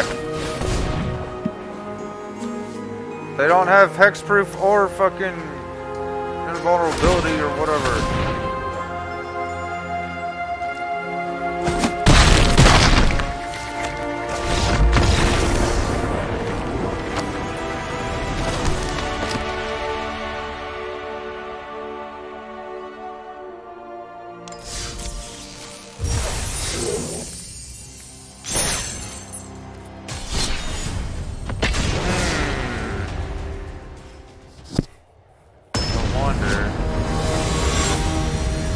If it dies, then I can't play any of the dragons if all four die.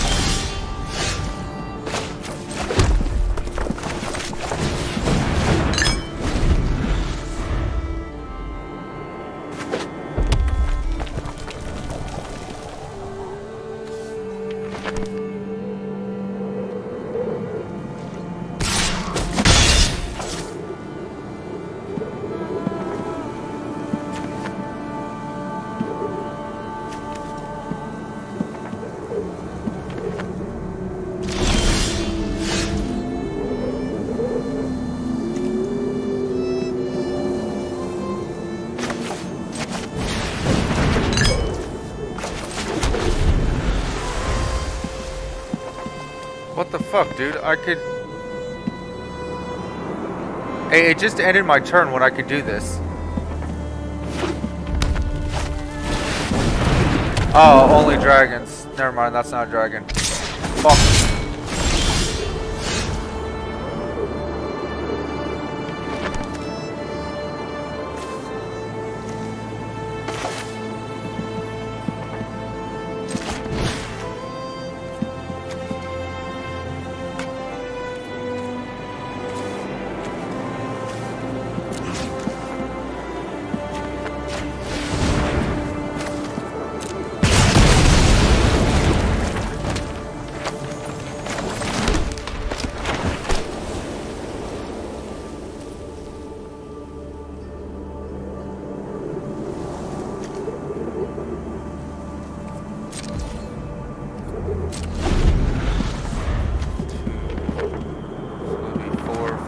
Seven.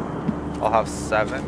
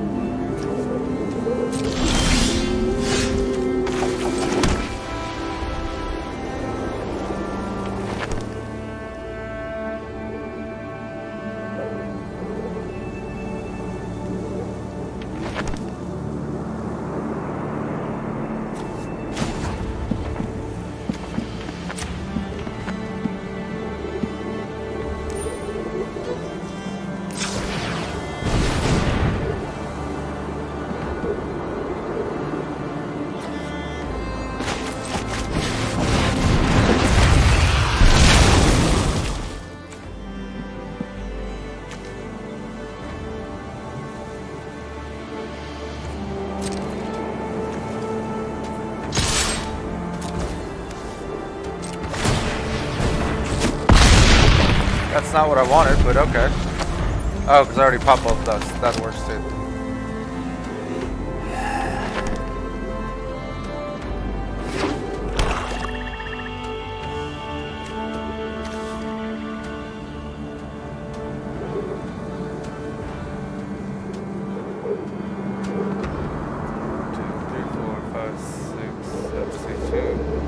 It's 7. One of each color plus 7. So, if it's going to keep taking my mountains, I need...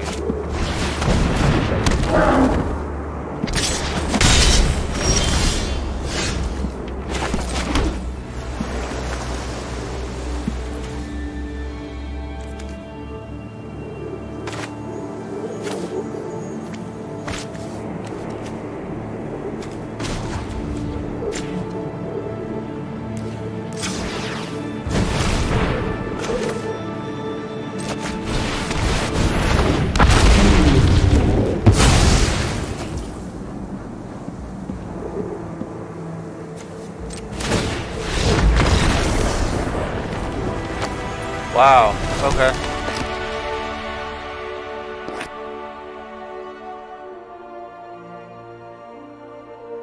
Not really getting to kill any creatures with this deck though. That's kind of problem. Just battlefield tapped. Add a forest, pay 2 colors, 2 swamp. A forest, tap it, sacrifice it. Up to 1 target creature you don't control gets -2/-2 until end of turn. Create 2/1/1, create an elf warrior creature tokens, activate only as a sorcery. So you want me to pay 5 mana and sack my fucking land to give -2/-2 and produce 2 creatures? 2 little 1/1s? Fuck that. Unworthy. Alright, so I have to kill creatures. Ooh, let's play an annoyance deck. Let's see if I can build an annoyance deck. So, select standard. We're gonna go here with red and black. And 1 mana. Instants and sorceries.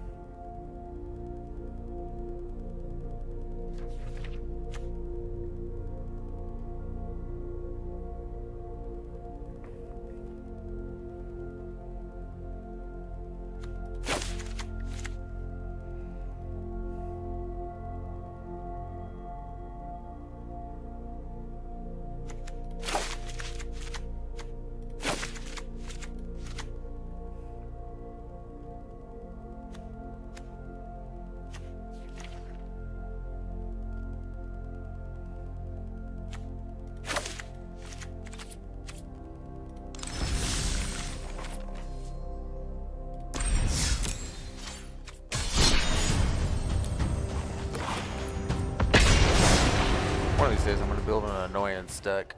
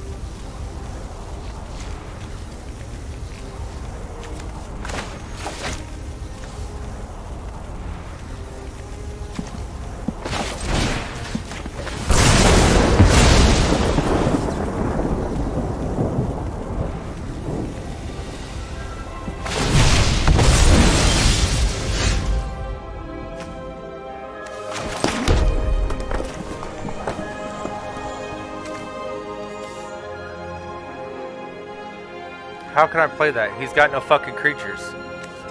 Fucking idiots.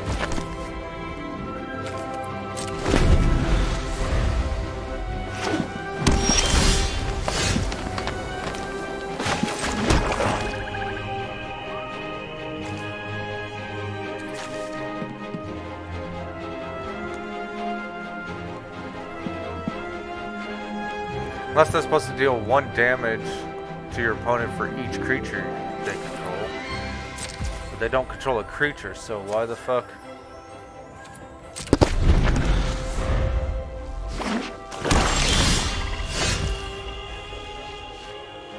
Two, 4, 6.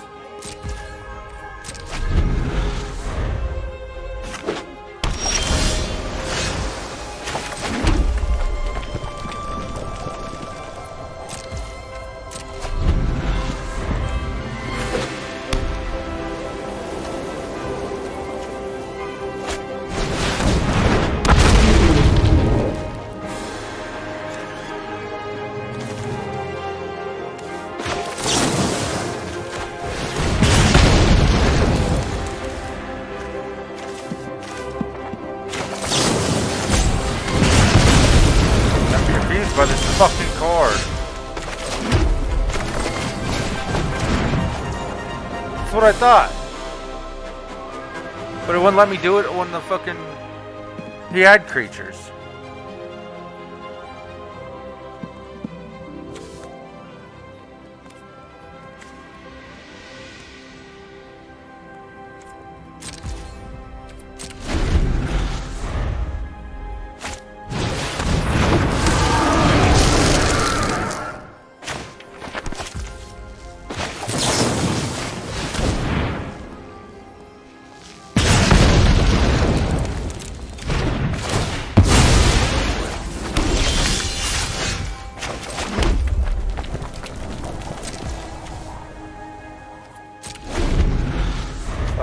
Seven.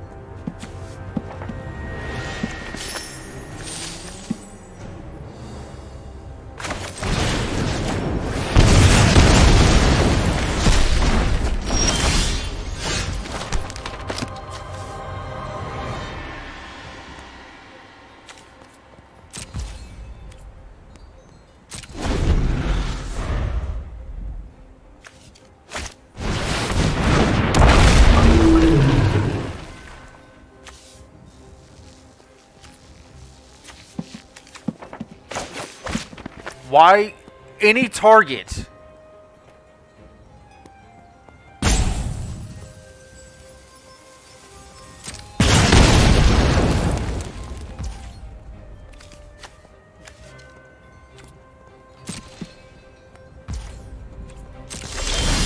Because it's a damn sorcery. Shit.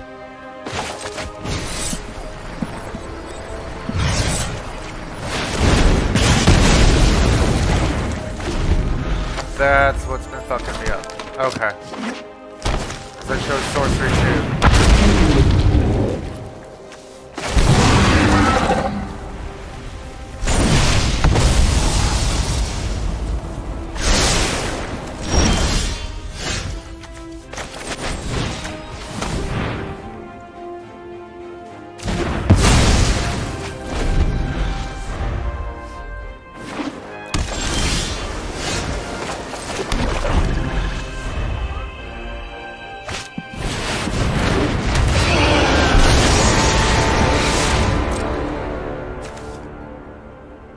Come on, give me another one of those big cards. Deal 9 damage to this bitch. If you pull 5, you're gonna have to discard. Because you've only got 1, 2, 3.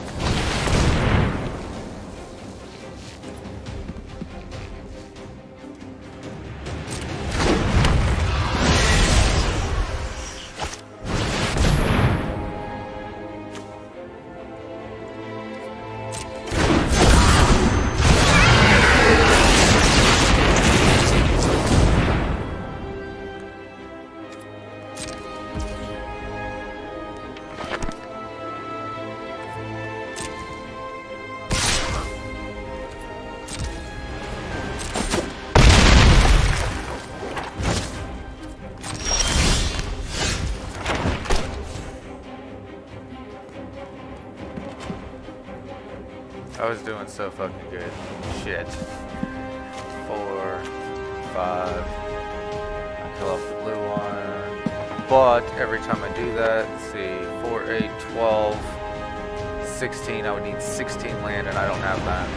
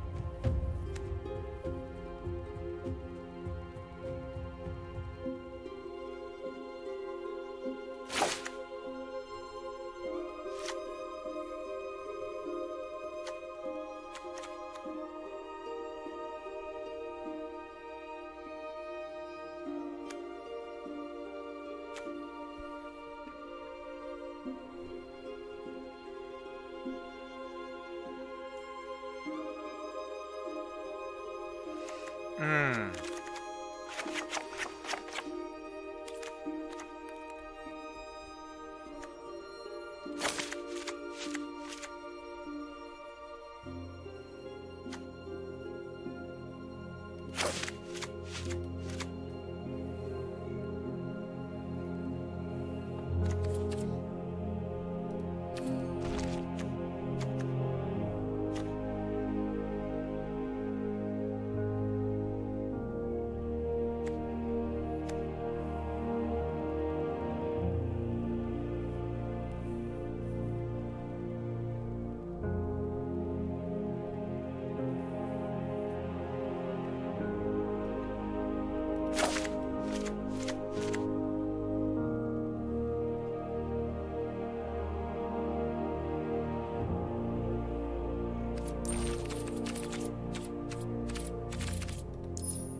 Okay.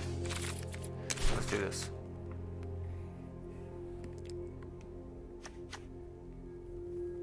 Let's draw power.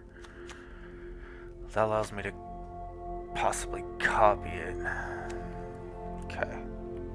So then, let's type in element popping in and out looking for designs on my tattoo because they don't do the watercolor design down there. Oh, that sucks.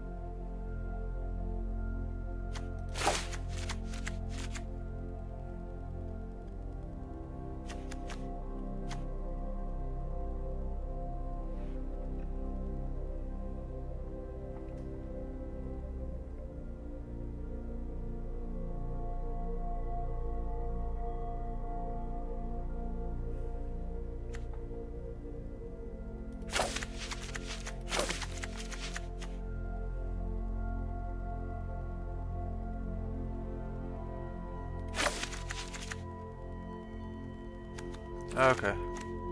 We,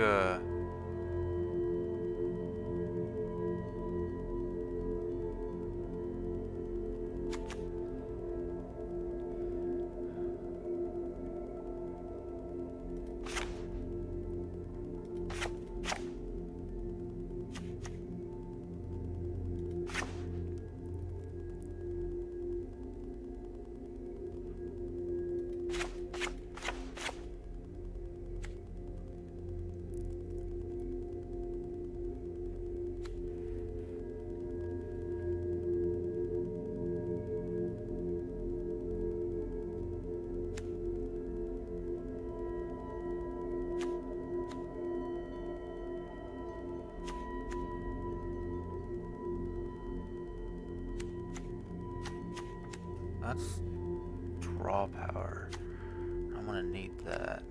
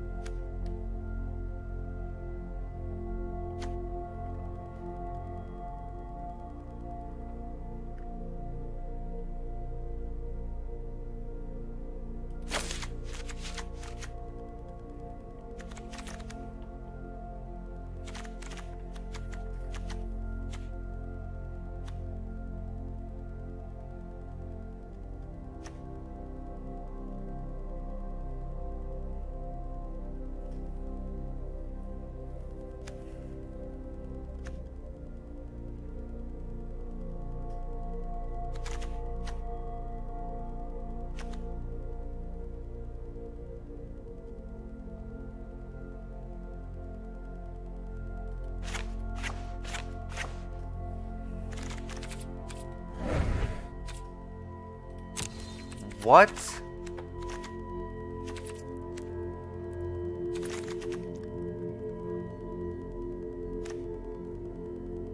That's 6. There goes all the rares. Common.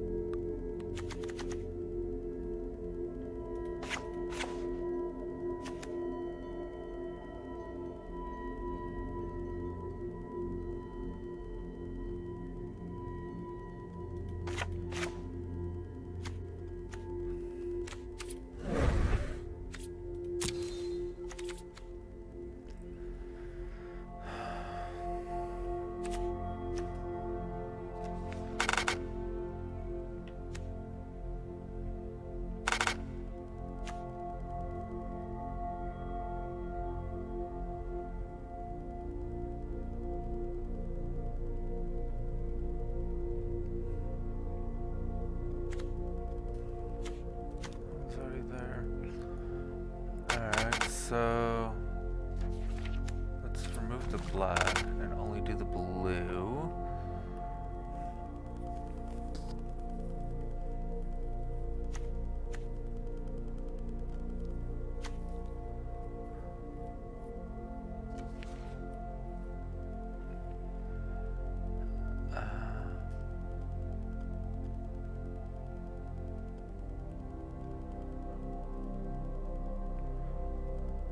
Common.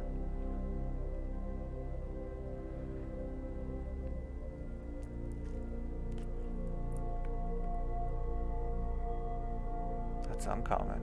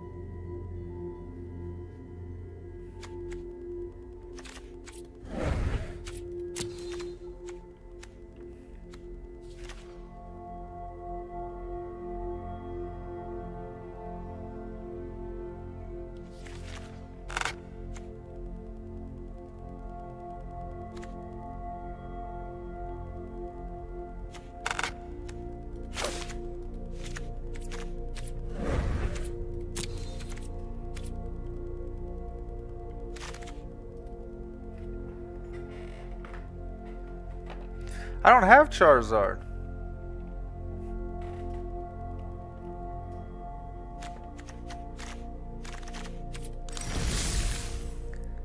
Alright. We're gonna take a quick bio, and then we'll come back and we'll test out that deck.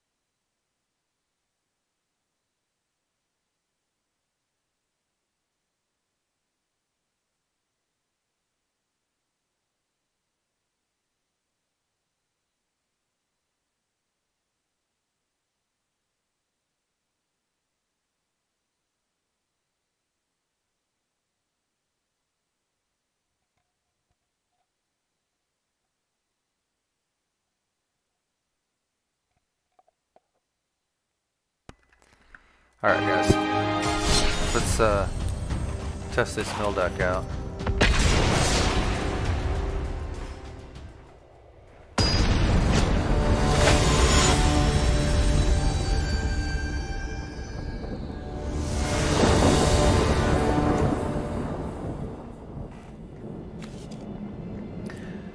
Oh, that'll be good right off the bat. Alright, 2, so I'll just have to hope for some land pretty quickly.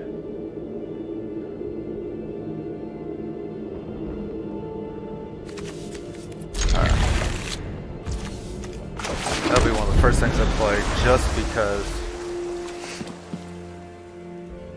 I have no maximum hand size.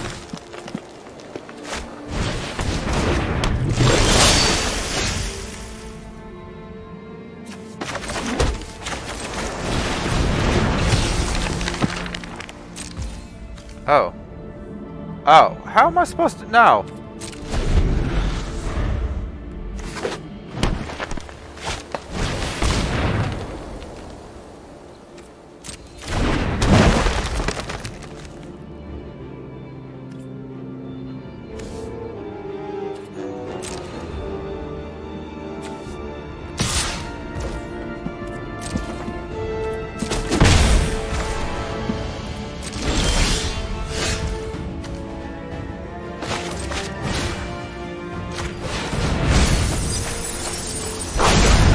That was land and creature that produces land.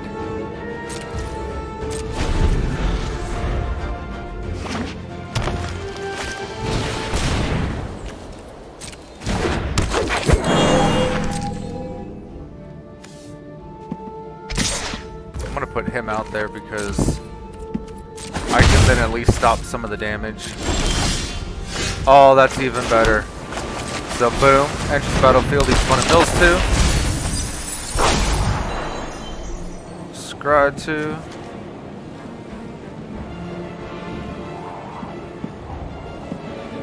Actually, let's go ahead and do that. Then, let's make a mill 4 more. That's been all land and land producing. Okay, there was a big card. That's a lot of land. Mill land. Land and land producers.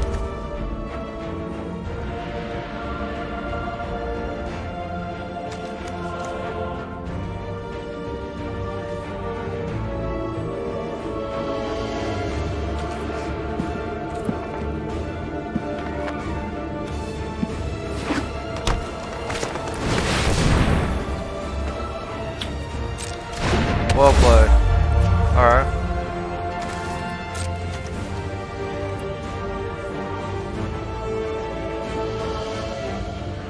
Come on, dude.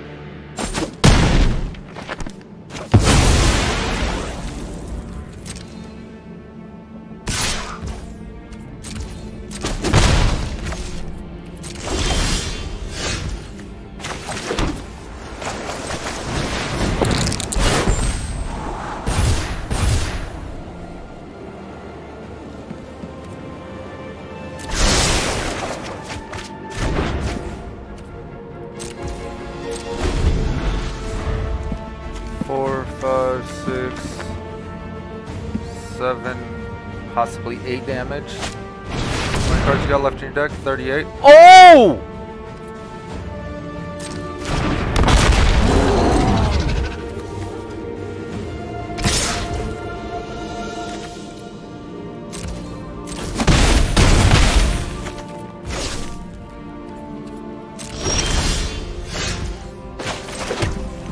Land. Play this.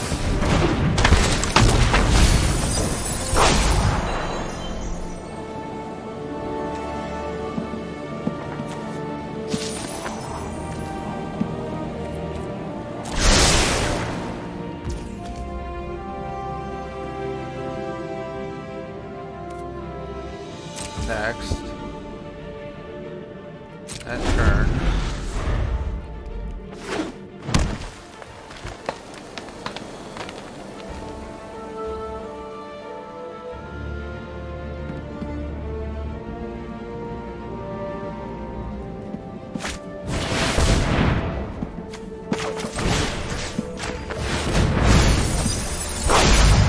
Okay, that saved me for a turn.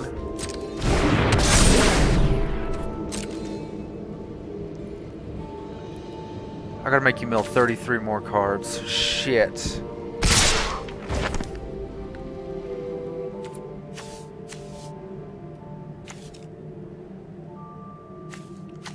Why can't I block? Oh, 2 blockers because...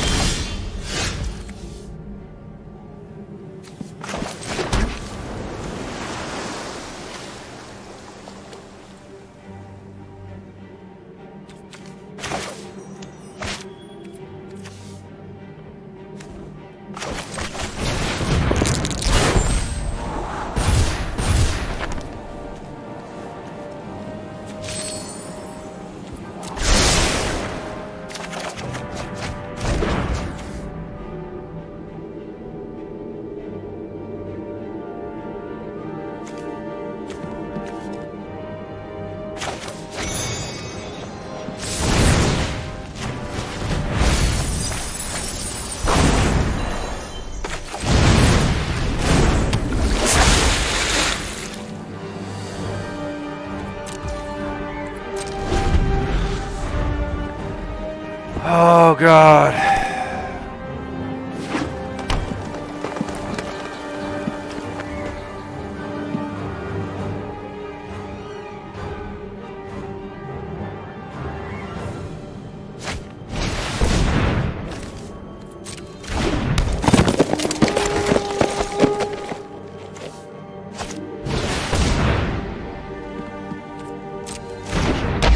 Oh, he's gonna be a dick. He's gonna attack with that next and send everything else so that he can do the most amount of possible damage. Awesome. Yeah.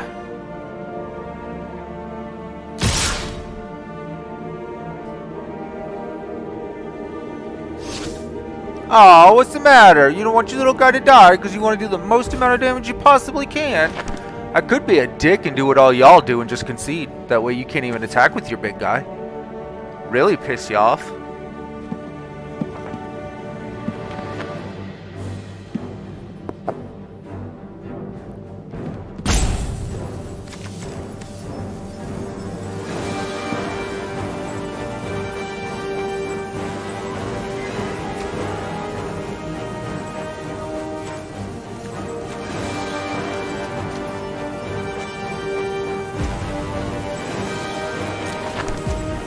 I'll just do that to make it the least amount of possibility. Oh shit.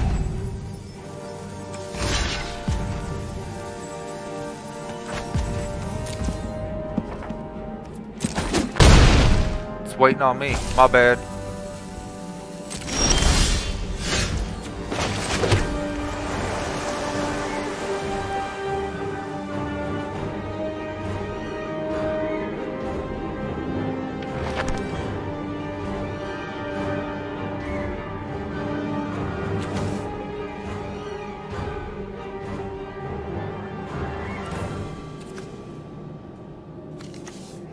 So 4,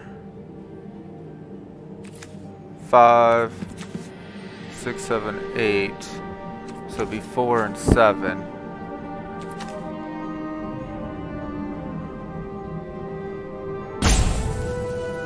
Fuck.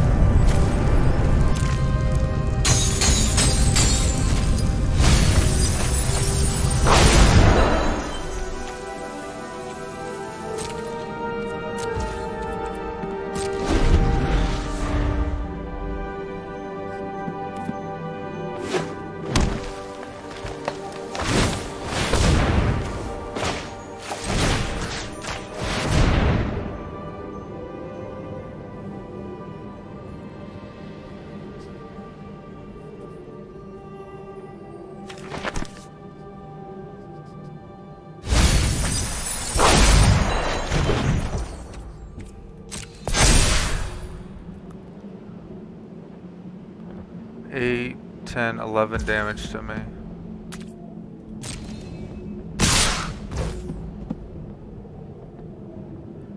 Because these two have to block him.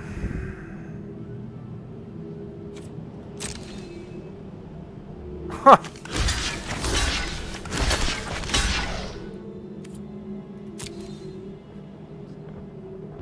Did get him down to 21 cards though. Dude, what are you doing?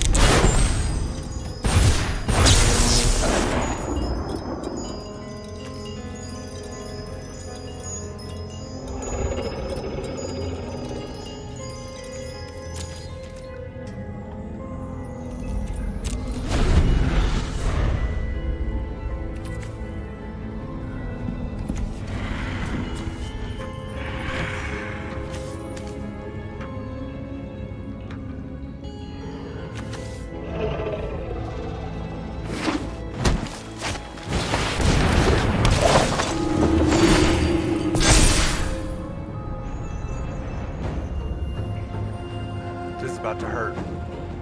8, 9, 10, 11. 11 damage.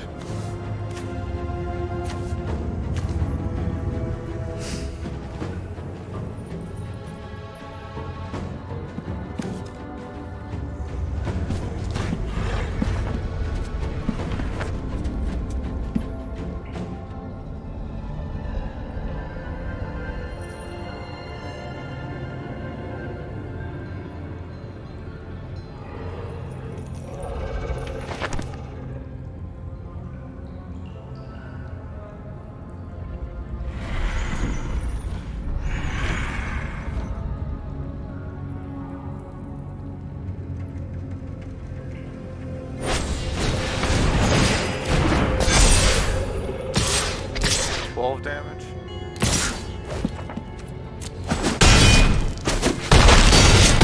Oh shit, double strike on one of those bastards.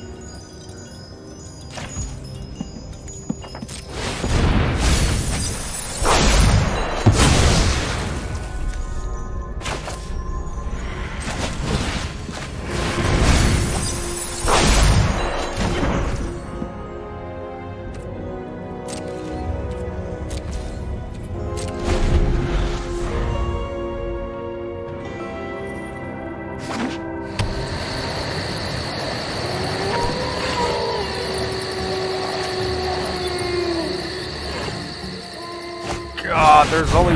If I get the card, I win.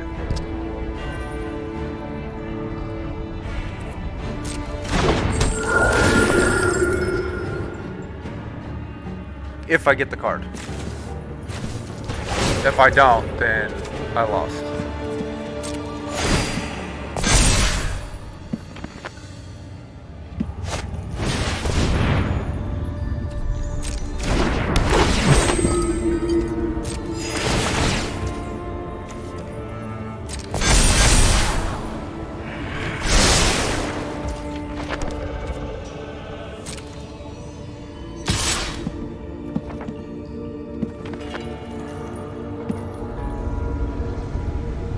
Or if that goes up.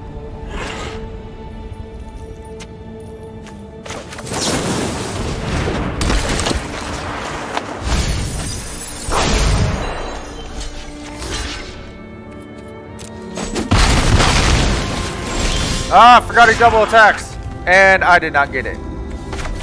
This is the problem.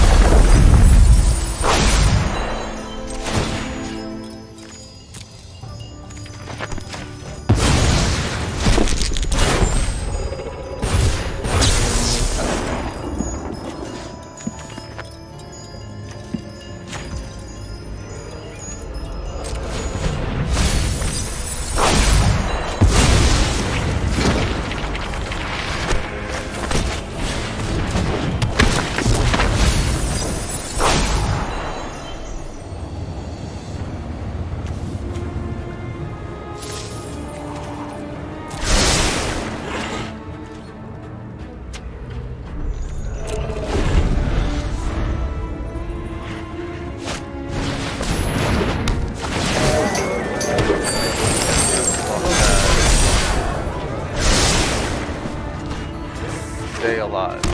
I would literally have to block those until I stay alive. Oh god. What are you doing? Alright. Oh, fuck, I don't want to do this.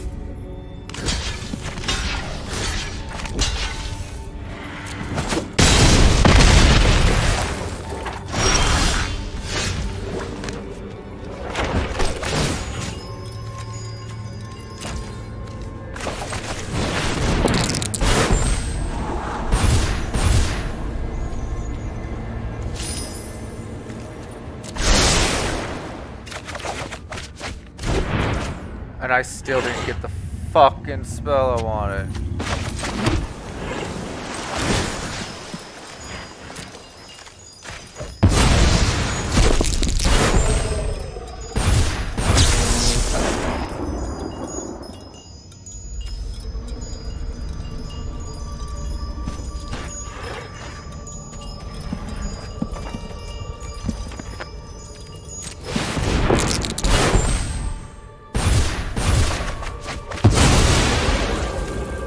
I still didn't get the damn spell I wanted.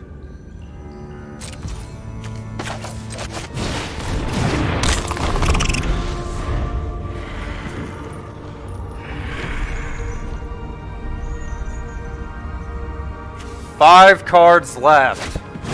5.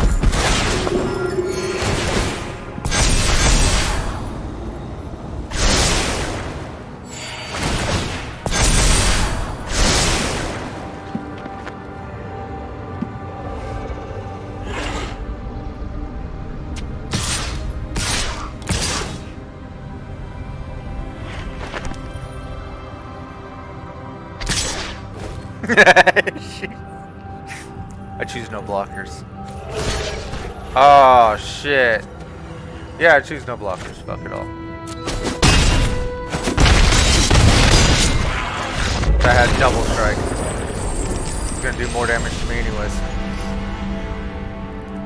Sideboarding? What the shit? Okay. I'm watching you.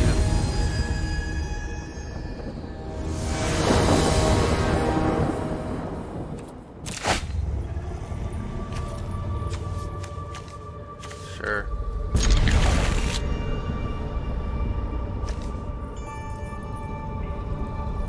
You were gonna overkill me anyways. You attacked with a double strike. So even if I would have hit your block through your double strike, it would have hit my creature and then hit my life total too. Oh, god damn it.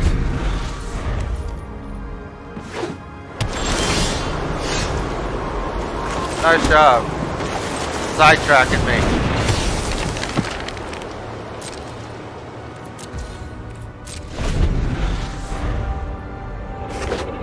Well played, butthole.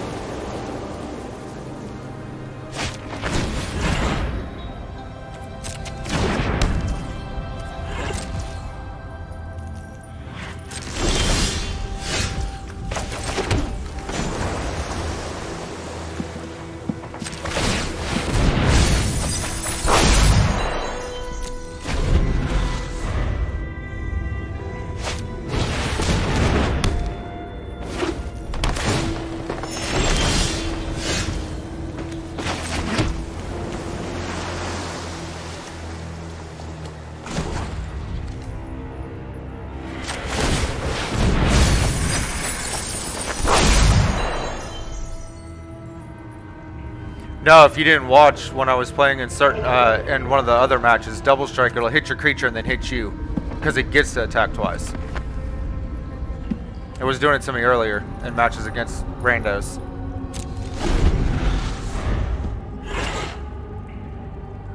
And they didn't have trample.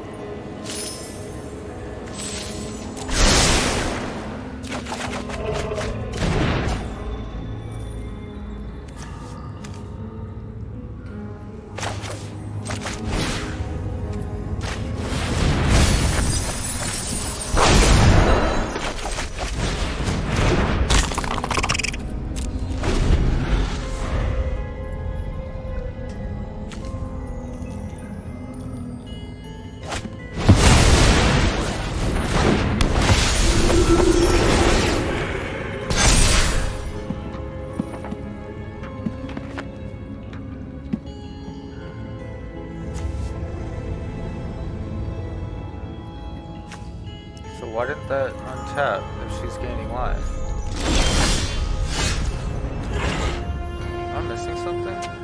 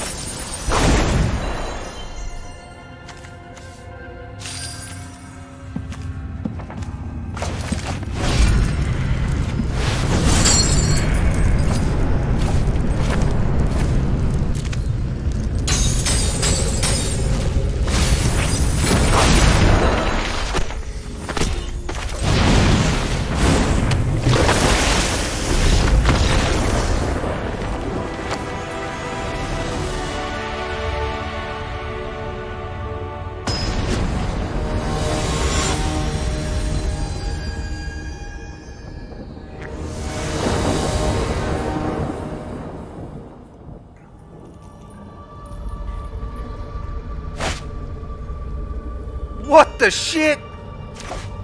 Yeah, you didn't shuffle very well, assholes. 1 1 1 2 2 2 2 2 2. Mulligan, no fucking land, man.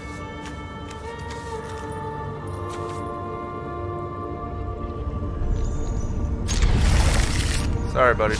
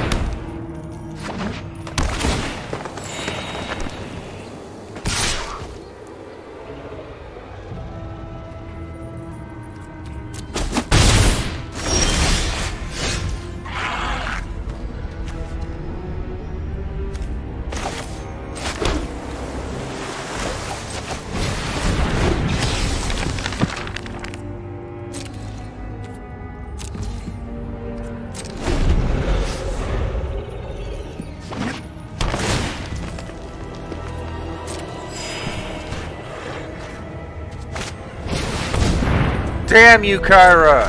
How the fuck do you always have that when I play that card? Okay, well, screw this. You get no life. And it dies.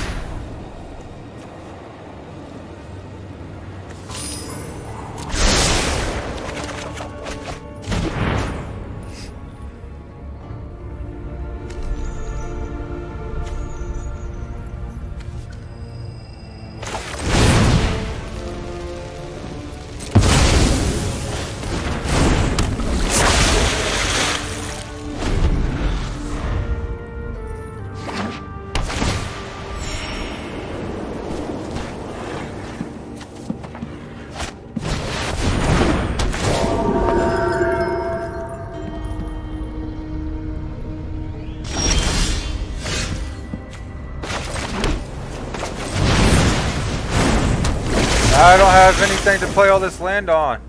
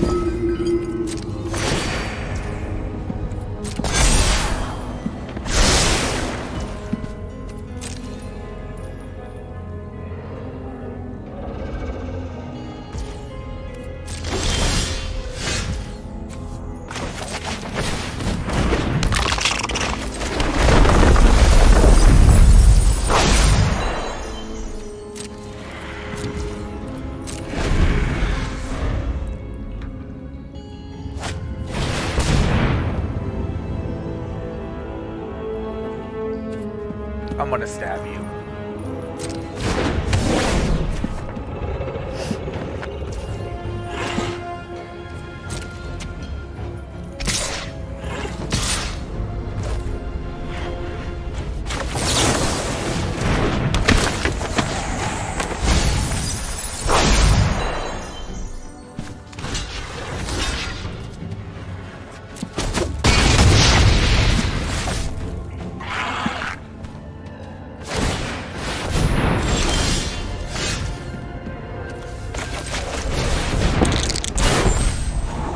Why, man? Why?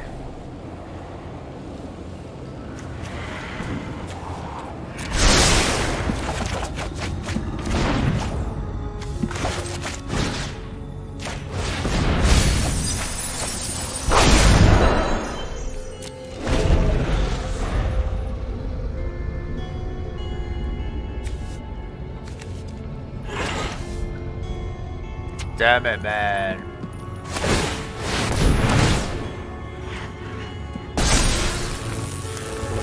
What? The number of lanterns. Oh my god. Butthole.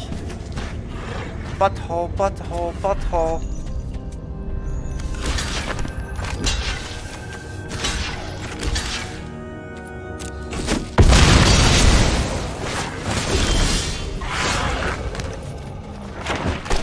Wait, it stays a land?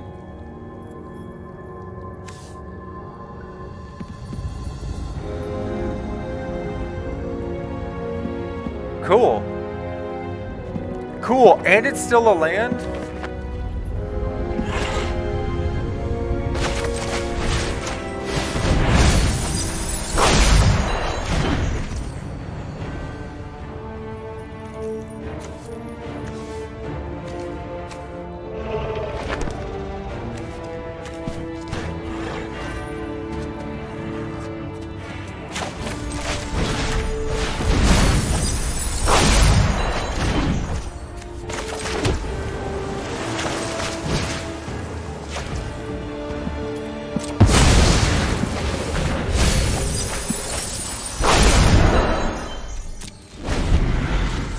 Holy shit!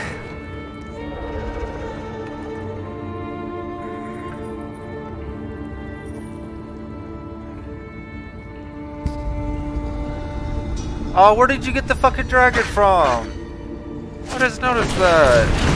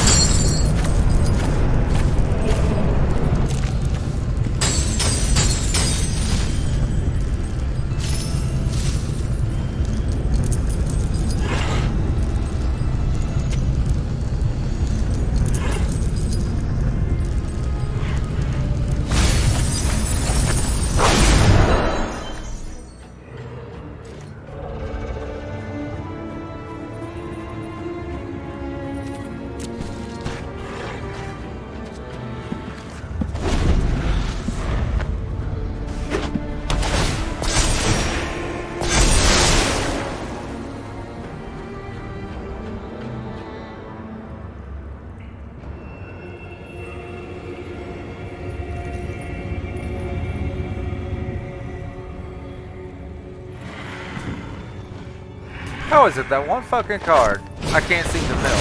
I know she probably started with at least one of them. Oh, now I gotta make you mill that because you want that up there. Or you just don't care because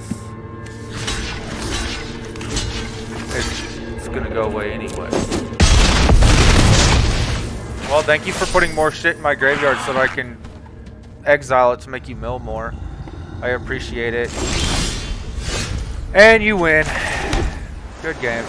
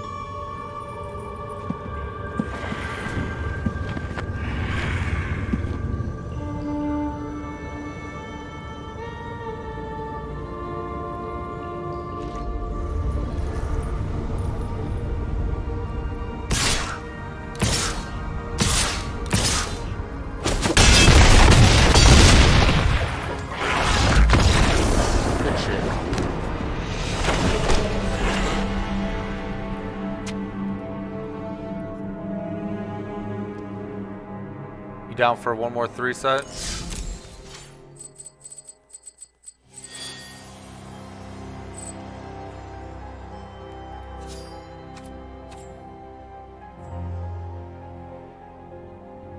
I'm gonna, if you're down for one more 3 set, I'll play one more 3 set and then end stream.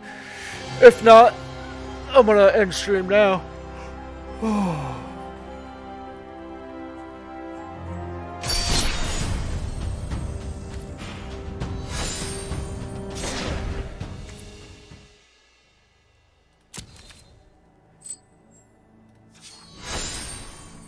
What?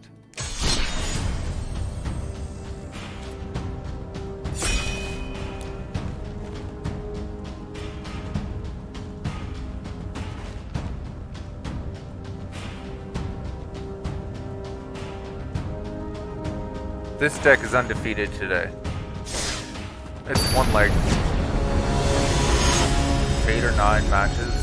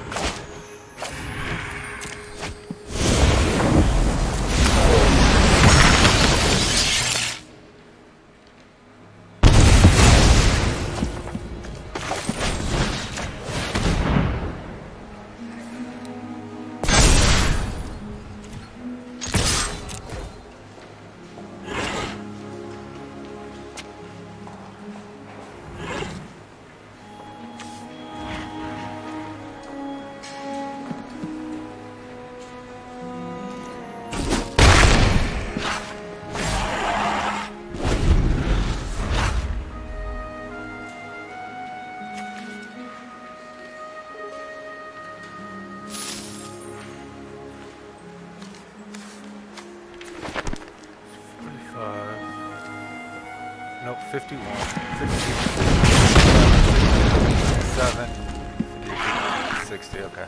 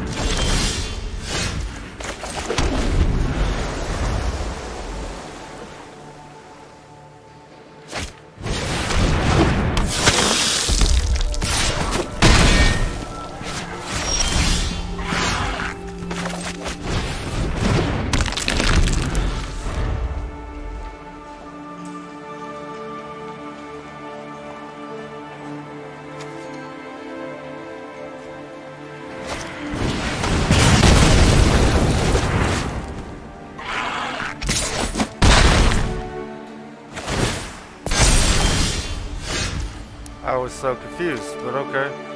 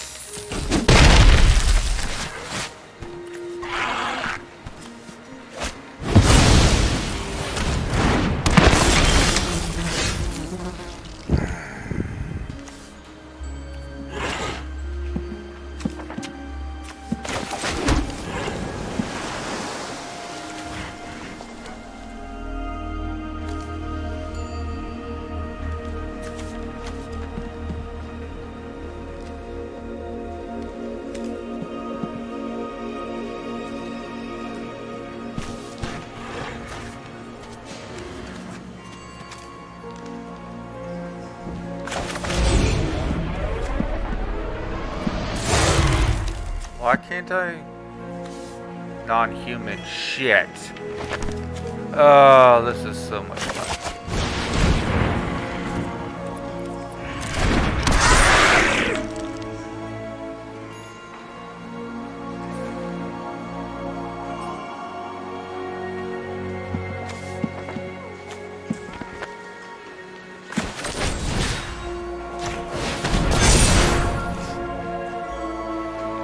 About time.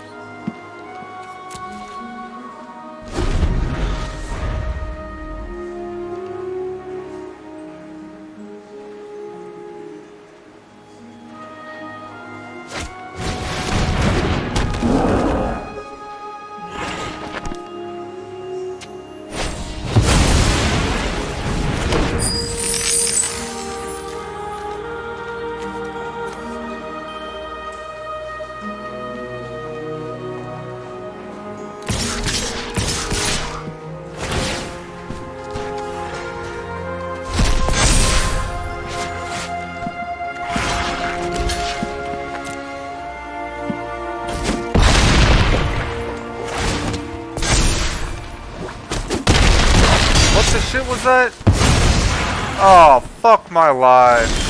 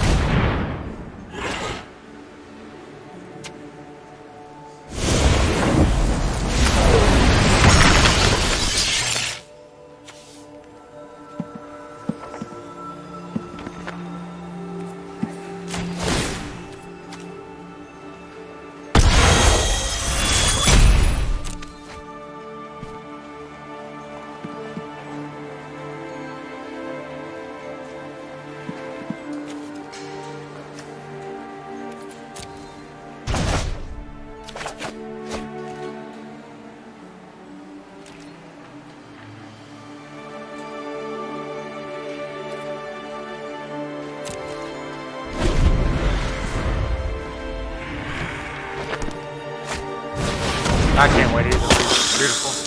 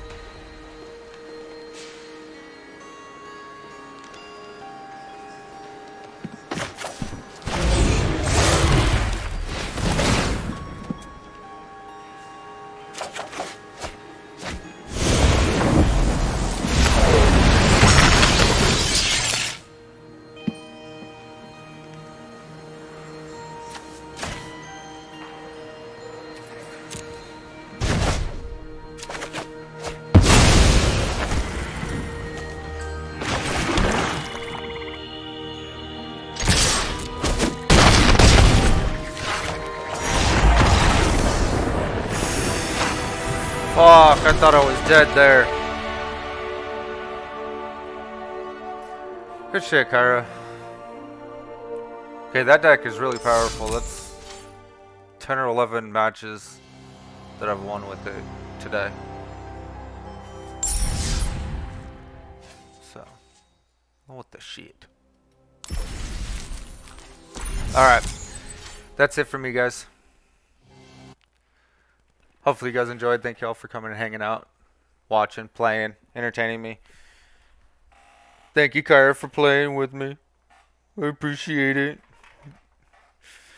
Yeah, I thought you had me on that last one. Yeah, so no stream tomorrow. We'll do Family Smite on Sunday. And go from there. Tomorrow's a good day, so can't do anything tomorrow. So I love you guys. Thank you for hanging out. Appreciate it. And I will see you on Sunday. Bye.